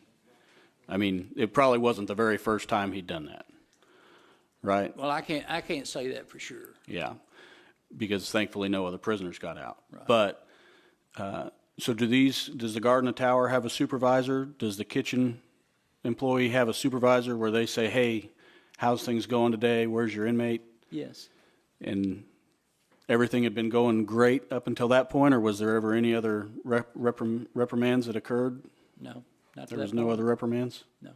Okay. Senator Johnson? I'm over here to your left. I'm sorry. Back. That's all right. So the tower controls both the gates. What's the distance between the tower and those gates that he's opening? Yes. 20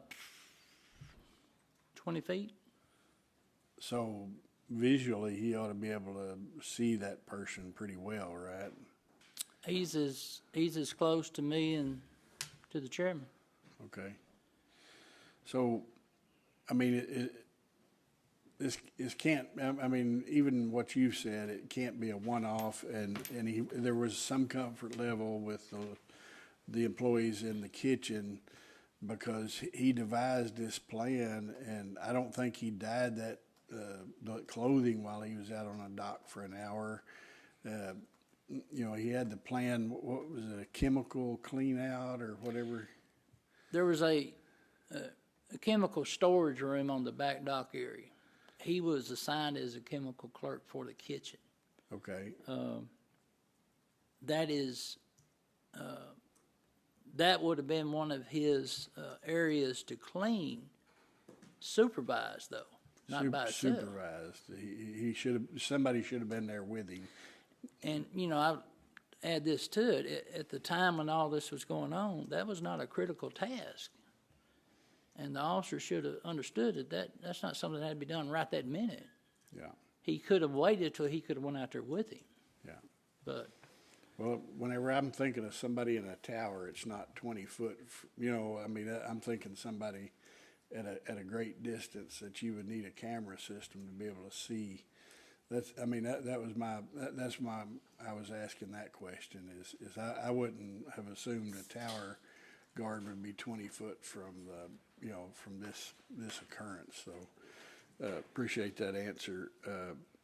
So is there any way of knowing review? I mean, I'm sure in these reviews that how many times that unsupervised that he was allowed on a dock, because I mean, it's not just going to be once or twice. You know, it has to be a pretty regular occurrence, or he wouldn't have been comfortable enough to make the plan.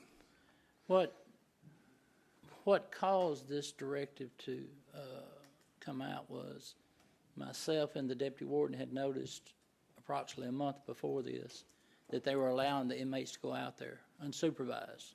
And we changed that directive then and told them they are not allowed to have an inmate out there unless he's supervised. This was passed on to the shifts, passed on to the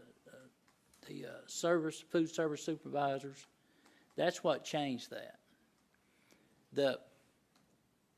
The inmates should have never been out there. And I say, I understand what you're saying. It happened, but the officers were told not to do it. Yeah. And it just, there's nobody that's more embarrassed about this than me. You know, this is, I mean, it's not good.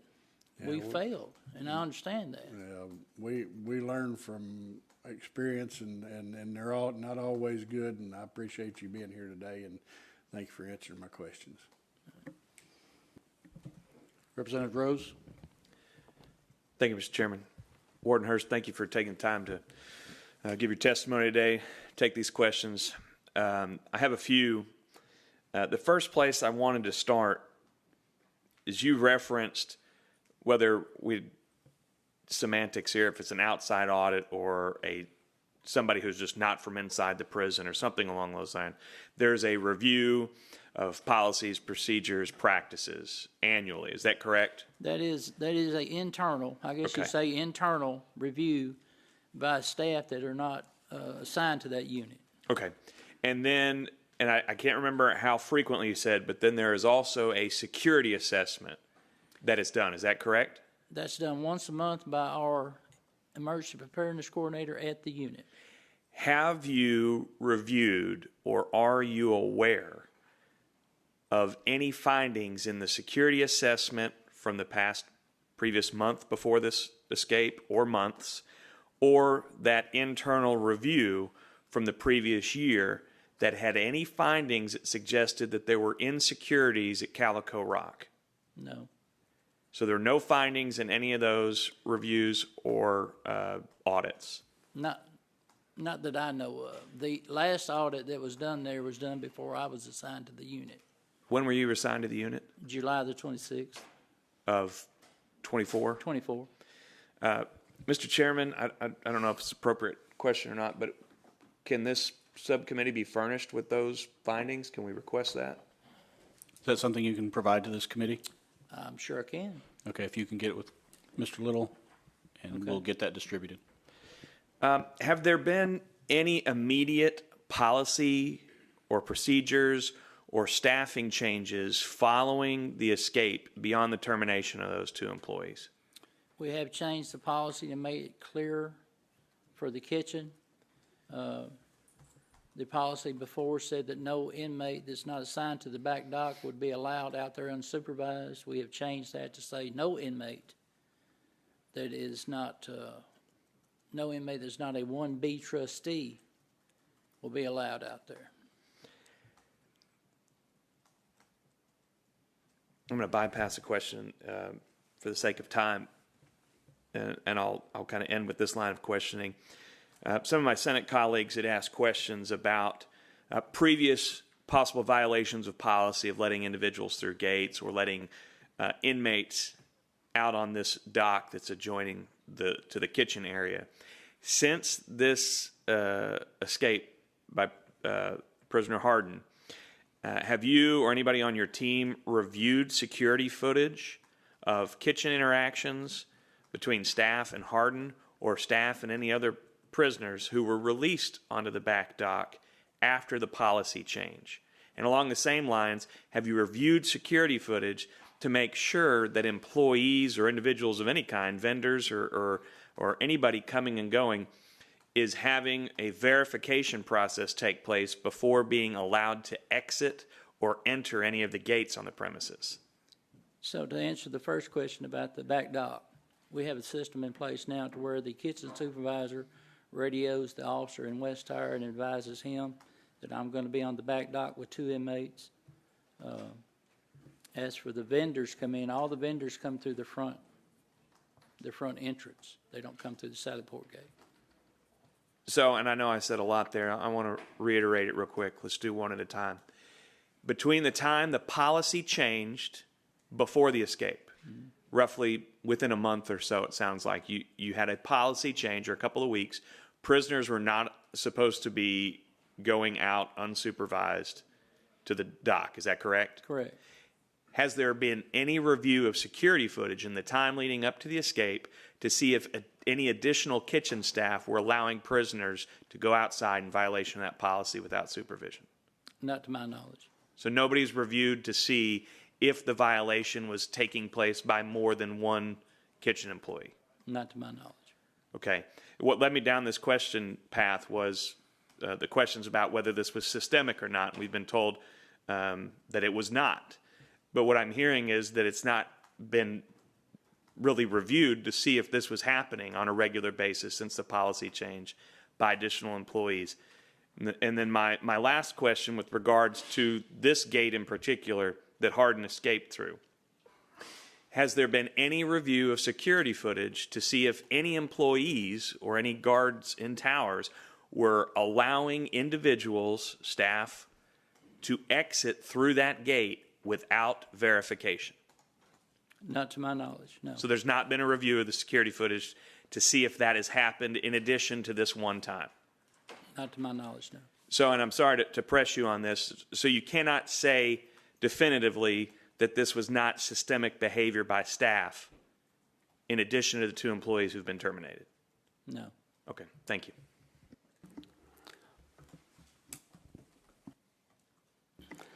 Warden, I'm here. Question for you. You said you were notified at 3:20 that y'all had a problem. Somewhere in that area. And then you stated that at 2:53 is when Hardin walked out the last gate and left the premise. And I'm assuming that information, how were you communicated and what was told to you other than we've got a problem? Okay, so what happened was I was in my office, we were doing visitation. I heard the captain come over the radio and said we need to do a roster count. I contacted the captain and asked him why we were doing a roster count at that time because it was not normal. He told me that he was on his way up to talk to me then. He came up to talk to me and advised me that he thought that we had an inmate go out the back gate, but he wasn't sure. He was then going to download the video to make sure to verify while we were starting this roster count. And that's how I became aware of it. Okay. And then my question, once you established a command center, at what point did that happen where you actually said, okay, we have an escapee and we're gonna kick in to we have an escapee and follow our business plan? At what time did that happen? Was it at 4:48 after all the other prisoners were accounted for? No, sir. No, sir. He brought the video up to me. He had downloaded and we reviewed it and seen that it was an inmate going out the back gate, and that's when we opened the command center then. We were still counting to that time. So right. We started our emergency procedures at that time. Okay. And then just kind of following up on the same line of a question I asked before, who's in charge of that command center? Whoever the immediate commander is on site then, at that time, it was Captain Brandon.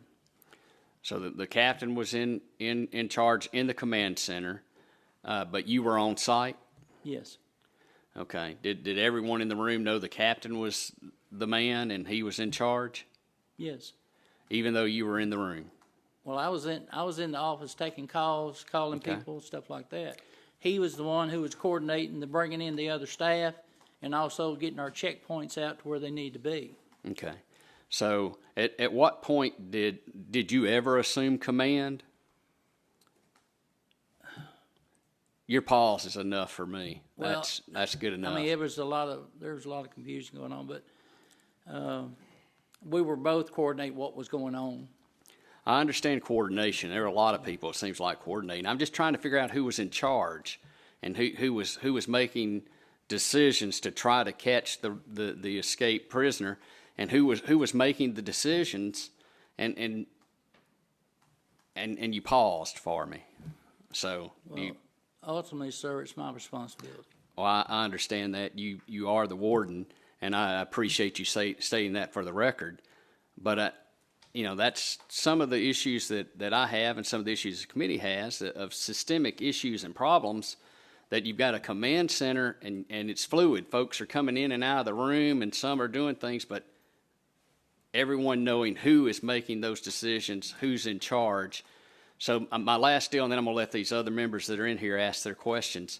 At what point and who made the decision to notify local and outside agencies that we have an escape, that someone from inside has escaped and Arkansans are in harm's way? What we determined was that we failed to make the proper notifications on all the law enforcement agencies.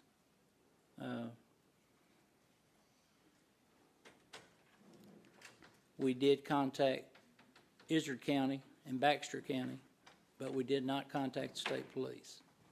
The person that was charged with making those notifications was pulled from the duty they were working on, and it was oversight. The people coming in, there was communication, confusion on that. And when I say that, I made the notification to my duty director, which was Ms. Colclaser. And when the EPC lieutenant come in, who actually took over assigning the posts and stuff like that, asked the question of the captain, have we made notification? He came to me and asked me, have I made the notification? I told him I had notified my duty director. That was a communication breakdown. So kind of one of the deals, the left hand really didn't know what the right hand was doing, and everyone just assumed someone else had made the notifications. Yes, sir. Well, I appreciate your honesty. And I'll yield to some of the other folks that are in the queue. Mr. Hurst, what role did the Board of Corrections and or Chairman Magnus play in the command center? Were they helping? Were they there at all? Mr. Magnus did come to the unit. He wasn't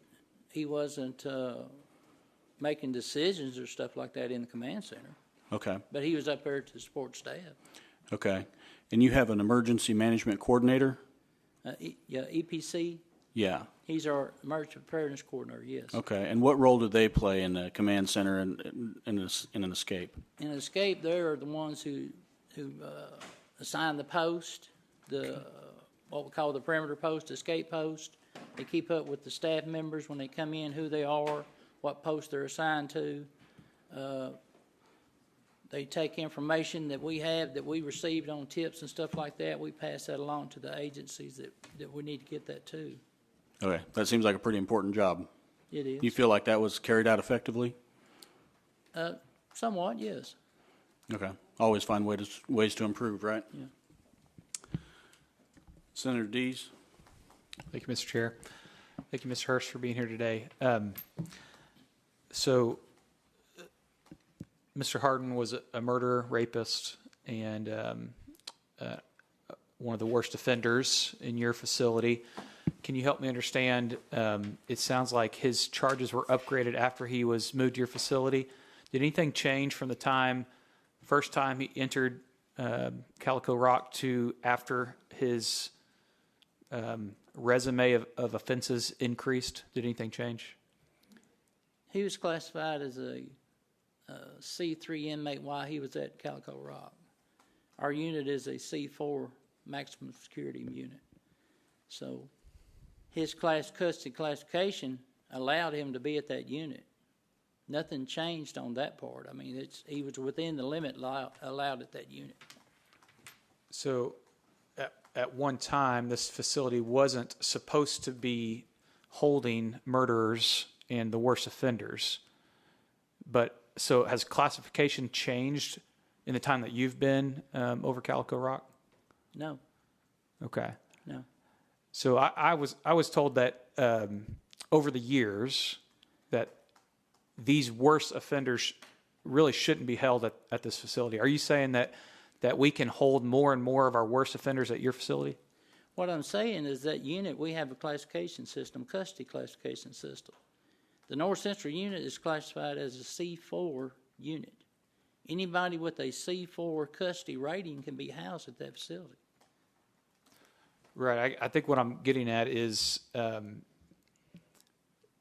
with lack of supervision, and I understand there were breakdowns and issues, but with some of our worst offenders and dangerous prisoners, they're not scheduled to go to North Central. They're supposed to go to facilities like Varner. Is that a general good statement? No. Okay. No. So the inmates that are at Varner, they could be housed at North Central and just as fine? If they are a C4 custody class, they can. Right. So if they're elevated, then they go to Varner, right? If they elevate to a C5, they can be sent to a supermax. Right. Is that the understanding? I'm trying to make sure I understand. Yes. So when we look at our correctional systems across the state, we've got some folks that think that we should just add more dollars and expand Calico versus looking at building higher degree supermax facilities. And to me, this sounds like we don't want to send the worst of the worst offenders to your facility. We need to make sure that they're correctly identified and classified and send them to the right facilities. So just so I'm clear, we shouldn't be sending, do you believe we should be sending inmates like Hardin, despite what his classification on paper says? Do you think he was correctly assessed to your facility? Until this escape, inmate Hardin, since the time he's been incarcerated, 2018, has no disciplinary infractions. He has never been a problem to staff or other inmates. His custody score allowed him to be at that facility. That's the way the system is set up. In your opinion, he had not been a problem up to this time. in your opinion, do you believe his background in law enforcement and knowledge in that field made it easier for manipulation or breakdown in any of the policies or communication with employees on your site? Can you say that again, please? In your opinion, do you believe Hardin's background in law enforcement and knowledge in that field made it easier for manipulation and breakdown in policy or communication with your employees? I don't think it assisted him in getting out. I think it would have assisted him on the outside because he would know what our procedures are. Being former law enforcement, I'm sure he has been in a situation where he has chased felons trying to catch them. He would have knowledge of all that. But I don't think that helped him get out. We have some members that believe our next step should be to expand Calico Rock, and the things I've heard today, I don't believe that's the right direction. Senator Dees, let's stay on the. Okay, thank you. And then more clarity on the command center. Why did it take 12 days if he only went 1.5 miles? Why did it take 12 days to find him? Because he hunkered down into the woods. He didn't move. We had no reports of any stolen vehicles. We had no reports of any break-ins at houses or hunting sheds, no stolen cars. We made numerous sweeps through the woods, and we felt like he was in this one area around Moxican Creek, and I don't know if everybody's familiar with that. We felt like he was in that area, and that, in fact, is where we did find him. He didn't move. He didn't break into anything. He didn't steal anything. He laid out there in the woods and just stayed in one place until we actually had someone walk up on him. Who walked up on him? The Border Patrol officers. So, and one more time on authority, when an inmate escapes, is it still the warden that's tasked on the recovery on the manhunt, or does another agency take over at a certain time? How does that work? Well, we use our staff initially on that. Now, the way the Border Patrol got involved was we asked for their assistance. We also asked for the FBI's assistance. So For FBI, you said? Okay. yeah, we asked for that assistance. They don't just come in and take over. We asked for their help. And They have more resources than we do. You asked for their help at a certain point Yes. because you just hadn't found them, or is there a timeline that? Well, they have more resources than we have, such as airplanes with the heat seeking and stuff like that. Okay. And then the last question, the individuals that were let go, I believe we were told 2 individuals that were fired for policy breakdown. I've heard different roles described about the individual in the kitchen, that he's an officer, that he's a food service guy, that he is kitchen staff. Is that person responsible for security of Hardin? Yes. And so they are an officer. They're not just a vendor. They're a trained officer for security. They're required to go through the same training academy as an officer who'd be working a shift. Okay. They Thank go you. through the same training. Thank you for that. Senator Bryant? Thank you, Mr. Chair. I think Senator Dees probably got most of my questions answered, but I just wanted to follow up for some clarity, because when this first happened, I think the number one question that came out of my district, which is where Officer Hardin or Citizen Hardin committed these crimes, and where the families of the victims still reside and had to deal with the terror of thinking he was coming back that way. The question most asked is alluded to what Senator Dees said, is why does somebody with a 30-year sentence for a murder and a 50-year sentence for rape have access to daily chores and duties and not put in an 8x8 box where he probably deserves to be. And, my initial response to them was more, we have a duty to protect him, and if he's in a facility as a former law enforcement officer, he may end, his life may end quicker than they wanted, than the state wants it to, not necessarily the victims' families. But I think I need to understand is Calico Rock is classified as a minimum, medium, maximum security facility. How many of your inmates do you know of that have 80-year sentences serve in your facility with crimes like these that have access and duties to portions of your prison that they have the ability to escape? Because I would assume to say somebody with a 10-year sentence that's on good time with 1/6 to be served is less likely to search for that out than somebody with an 80-year sentence that has to serve half and is already in their mid-50s that will most likely die in that prison. Do you know how many of those prisoners under your care meet that description? I don't know the number off the top of my head. I know that we try to assign a work detail for each inmate who is physically able. That keeps them busy. That keeps them out of trouble. It gives them a purpose. I understand what you're saying about in a cell locked away, but someone with that much time on their hands, they need a purpose in life. They need to be able to do something besides sit there and look at the walls. And him working in a position, in a job, it could have been anywhere. It doesn't necessarily have to be in the kitchen. It could have been inside a building as a barracks porter or a shower porter or a hall porter. It could have been anything like that. He just happened to be in the kitchen. It isn't, and I'm just trying to gather. I've not been to Calico. I've been to Varner and Cummins and Wrightsville, but I've not been to Calico. Do you mix minimum, maximum, and medium security prisoners together, or do they share the same living quarters? How do you isolate a maximum security offender from a medium or a minimum security offender? The way we have that set up is we house people by their job assignments. If you have people assigned to like a regional maintenance crew, then you will have everybody in that barracks will be on regional maintenance. The kitchen crew, we keep them all together in one barracks. We don't look at the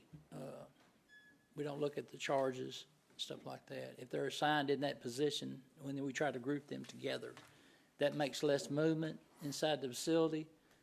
You don't have people coming from all over the unit to one, to go in the kitchen, go to work. You've got them all right there together. It limits the movement. We try to control the mass movement as much as very possible. So what makes a maximum secure requirement different from a minimum secure requirement in your facility? Well, if he's maximum, that just means that we have to be particular about where. Well, that's not really. His custody rating, we look at that on job assignments. Now, I wouldn't take someone that's a class 4, C4 maximum security inmate and assign him to the front office. We look at that stuff. There's no distinction really between how we assign them on the jobs, as long as it fits their medical class and what they can do, and also on their history. If you've got somebody that is disruptive, assaults staff, attacks other inmates, certainly you're not going to put that person in a kitchen setting or a laundry setting to where they have access to tools or other things that they could harm somebody with. It depends on what that person does. This inmate never had the first disciplinary infraction until this. He had been, and I'm not going to say a role model inmate because I don't want to use that term, but he had been a inmate that had followed the rules up to that point. So as a warden, you're comfortable with what in essence was a life sentence being served for an inmate to have, in essence, albeit an incarcerated life, but a normal life, and not serve down in a Cummins Varner, which is likely where he'll serve the rest of his life, which is where his family thinks he should have deserved. And that's not on you. That's on a policy that the state needs to look at as far as, I can see what the previous testimony was. He got sent to a parent unit at Calico because he had one murder charge, 30 years to serve half plus good time. 2 years later, he pleads guilty and gets a 50-year sentence for rape. You know, in my view, at that time, if not before, he should have been sent and put in a box down at Cummins Varner. But looking forward, if you had that inmate come back to your facility with the level of access that you grant them based on, albeit good behavior, but serving a life sentence inside your facility, would you request that they get transferred out, or would you attempt to satisfy that requirement? If he meets the criteria to be at that facility, he can be at that facility. Okay, and you think That's not something that I decide or determine. If he is a C4 and below inmate, he can be housed there. Okay, now one last question. So I've been, like, again, Cummins Varner, they've got, I've not been to Calico. Do you have electric fence all No. around your entire facility? No. I guess that's my concern looking as just a policymaker is when you have somebody with murder and rape, guilty, convicted, that they're in a facility that's where I'd put a low-level sex offender because they're going to have two different outcomes. And I think we need to look at as a state to move those, regardless of their status as a good behavior, we need to put like-minded offenders in like-minded facilities. So that's all. Thank you. Mr. Warden, do you see why that's a major problem, that there's no distinction in how they're treated based on their classification? Do you set that policy at your facility? I do not. That policy is set by who? That policy is in our ARs and our ADs, and it's set by the Is it set by the department or by the board? by the department, by the director. Okay. Warden Hurst, you said you were hired and you took over command of Calico on 7/26 of 24. Yes, sir. How long have you been under the employee of Arkansas Department of Corrections? 41 years. 41 years. Is that in what capacities and what roles over those 41 years? I started in August 24th of 1981 as a CL1 correctional officer. I rose through the ranks to field sergeant, shift lieutenant, building captain, chief security major, and deputy warden, and now warden. And deputy warden, were you at this facility as deputy warden, or were you somewhere else as deputy No, sir, warden? I've been at 9 different units. 9 different units, and so 41 years of consecutive employment under the Arkansas Department of Corrections. Not consecutive. I left for 2.5 years in 2013. Okay, thank you.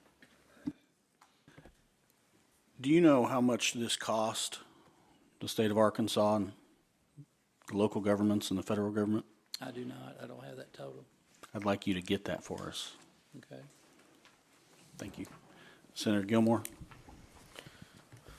Thank you, and I'll give him a second to write some notes, and then we'll ask the questions.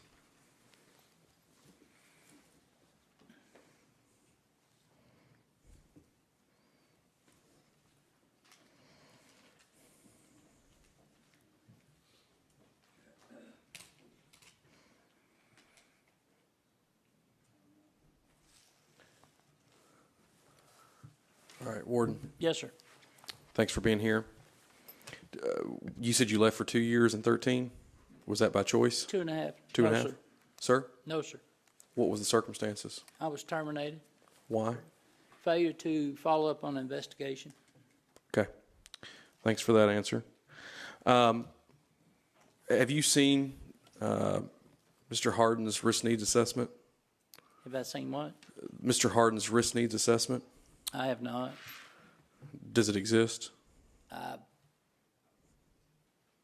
That would not be something that I review. I mean, I don't. His risk needs assessment is, I'm sure, done by mental health staff. But that is somewhere. Somebody looks at it. I'm sure it is. Yes. We have it. We have that? I don't know. Oh, okay. I mean, I don't. It's not something that I have. Something that I look at. Okay. But you would know if it exists. Presumably it exists. Okay, that answers it.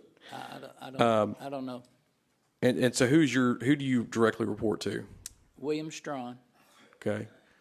And And where is he located? Is he in Little Rock, North Little Rock, rather, or He's in Pine Bluff. Pine Bluff? Okay.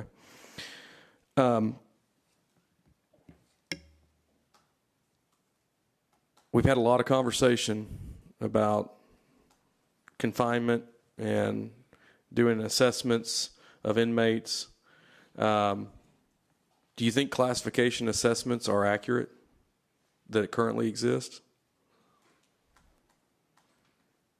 As for the custody scores, or Is that what you call them? Do you have classification assignments?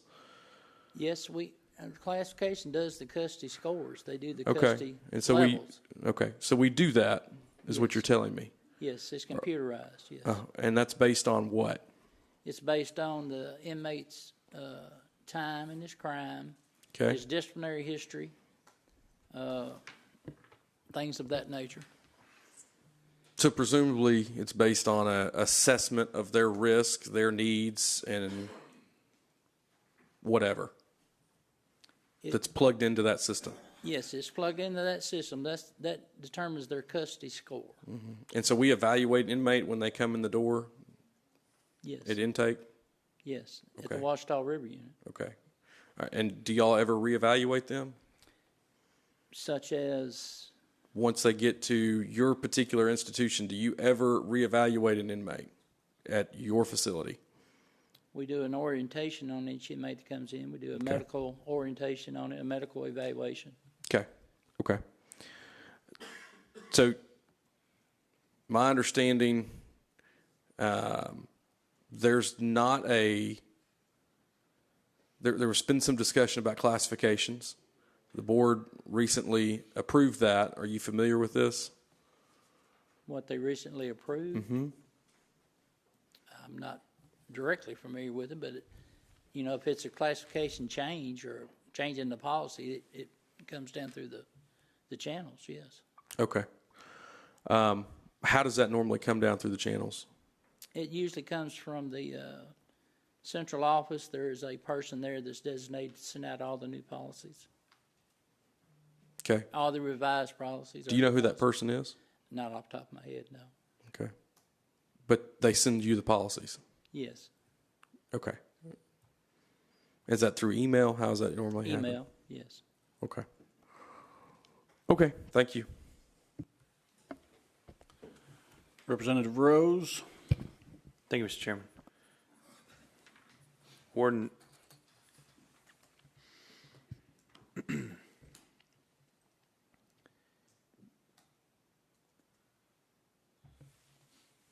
we did a back and forth a little bit ago about whether security footage had been followed up on prior to the escape, on whether or not policies and procedures were violated by other staff, and whether this would be systemic or not at Calico Rock. With that in mind, the two employees who were they terminated specifically because a prison break took place because they violated the policies and procedures, or were the violations of the policies and procedures fireable offenses? They were terminated because they didn't follow their post orders, their directives on performing their job duties. Have you in any way, shape, or form, since that took place, investigated whether other employees had done the same thing prior to that escape or since? I've had no reports that they have. If I had a report, Have you done any type of investigation into whether that's happened or not? I asked specifically about security footage. You said no, but now I'm asking, have you done any type of investigation? I'm not aware of anything like that happening, and if it was brought to my attention, then yes, I would investigate. I understand. Have you done any investigation to see if it has happened? No. Okay, so no follow-up to investigate whether these policies or procedures were broken by other staff members, correctly? I mean, correct? That hasn't, no investigation? Before this, Right. no, not Okay. before. Why wasn't there anybody available to supervise Hardin on that dock when he was released from the kitchen?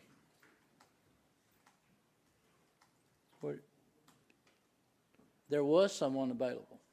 The person in the kitchen could have called the shift supervisor and asked for assistance. He didn't do that.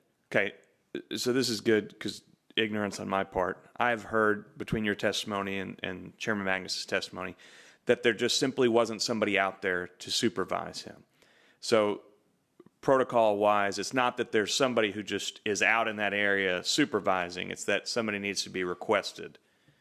He could have requested. Most of the time, there's two kitchen supervisors on duty. Were there? At this point, there was only one because the one who came in the morning shift had already left for the day. So if there's normally two, why was there just one? Because they work split shifts. We feed 3 times a day. One comes in about 2 o'clock in the morning and starts the breakfast meal and the lunch meal. And then the other one comes in about 10 o'clock and carries on through the evening meal. So at this time, there's not normally two? There is 2 during the course of the day, but they don't. What I'm saying is, in the evening time, that first person who came in for the morning meal had already left. Normally, during the evening time, has that person already left? Yes. Okay, so normally at this point of the day, there's not 2 on duty. No. Is that something that should be addressed?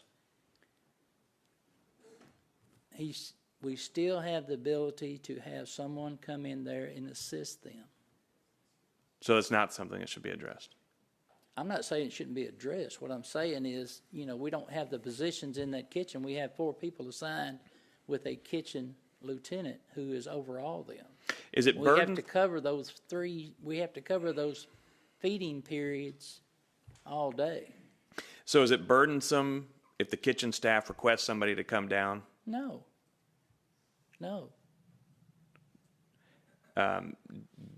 In the process of terminating those employees, was it ever asked why he didn't ask for somebody to come down? He or she, I don't know. I didn't ask that person that. So we don't know why that individual didn't ask. No. In the incident review that's going to take place, will they interview the terminated employees? I don't believe so, no. So we'll have no idea the opinions or the mindsets of the employees who were terminated who more or less broke the policies and procedures. We won't know why those things took place from this incident report. No, not from that one. No. So, and I'm not insinuating this, but it's a plausible response that an employee could say, well, every time I call and ask for help, I get in trouble, or it's bothersome, or, my boss gets on to my case, or he makes my life miserable when I request this because it's a burden for him. We have no way of knowing if that's the case because they will not be interviewed for this incident report. Is that correct? Correct. And you and nobody inside your team asked those questions? I did not, no. Any reason why? At the time, I was wanting to know why he let him out there. Why he went out there. And just one more time, you haven't investigated any other employees who are in these same roles to see if they've done the same things with other prisoners or individuals on staff? I haven't at this time, no. Do you think that you will? I probably will, yes. All right. Thank you, Mr. Chairman.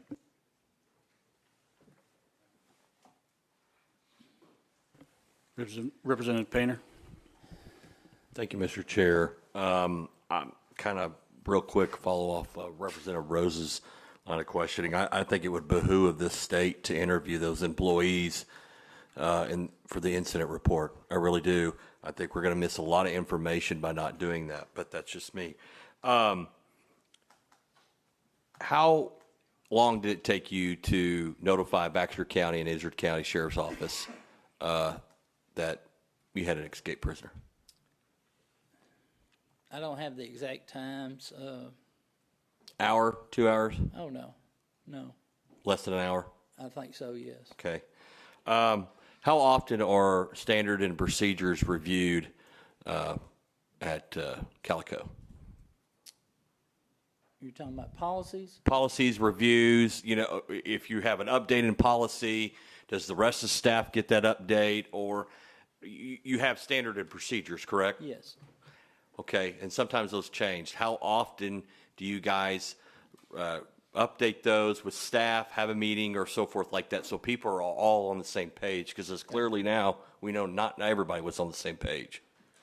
So we have monthly security meetings with the supervisors, and policy changes and things of that nature are covered in those meetings.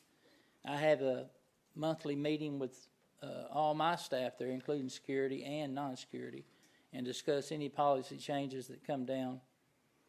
We go over it like that. That's how we get the message down. The supervisors, the shift supervisors, captains, stuff like that, they're required to go back to the shifts during shift briefing and pass that information along to them. Okay. Is it safe to say that has failed? I don't think so, no. No? Okay. Also, who for information purposes, who does the classification for an inmate? Who does the Yeah, so who selects, so if you get a new inmate, say I'm there, and who selects which job I'm going to be or do in the prison? We have a classification committee that's made up of myself, the deputy warden, the major chief security. We have mental health, the chaplain. These people are all on the committee that decides on what job that person is assigned. And remind me again, what does that committee take a look at, like for Mr. Hardin's case, his criminal history and so forth like that? What is that taken to a part too? What other things taken apart to for that classification? Well, we look at his medical status to make sure that he is physically able to do a job. Also, we look at the mental health status. If he's on some type of medication or something like that, he's not allowed to work outside in the sun. Things like that are looked at. We look at his past history, his behavior. If he has been a disruptive or violent person, then we take all that into account. Okay. I think that's enough questions for me for now. Warden Hurst, kind of focused on this in the past, and I'm going to go back to it again. During the time frame where there was a command center, was there ever a time when you were not in charge, outside of the time that your captain was in charge? I was there the whole time. Well, I understand you were there the whole time, but were you in charge the whole time? Were you in command in that command room? Were you called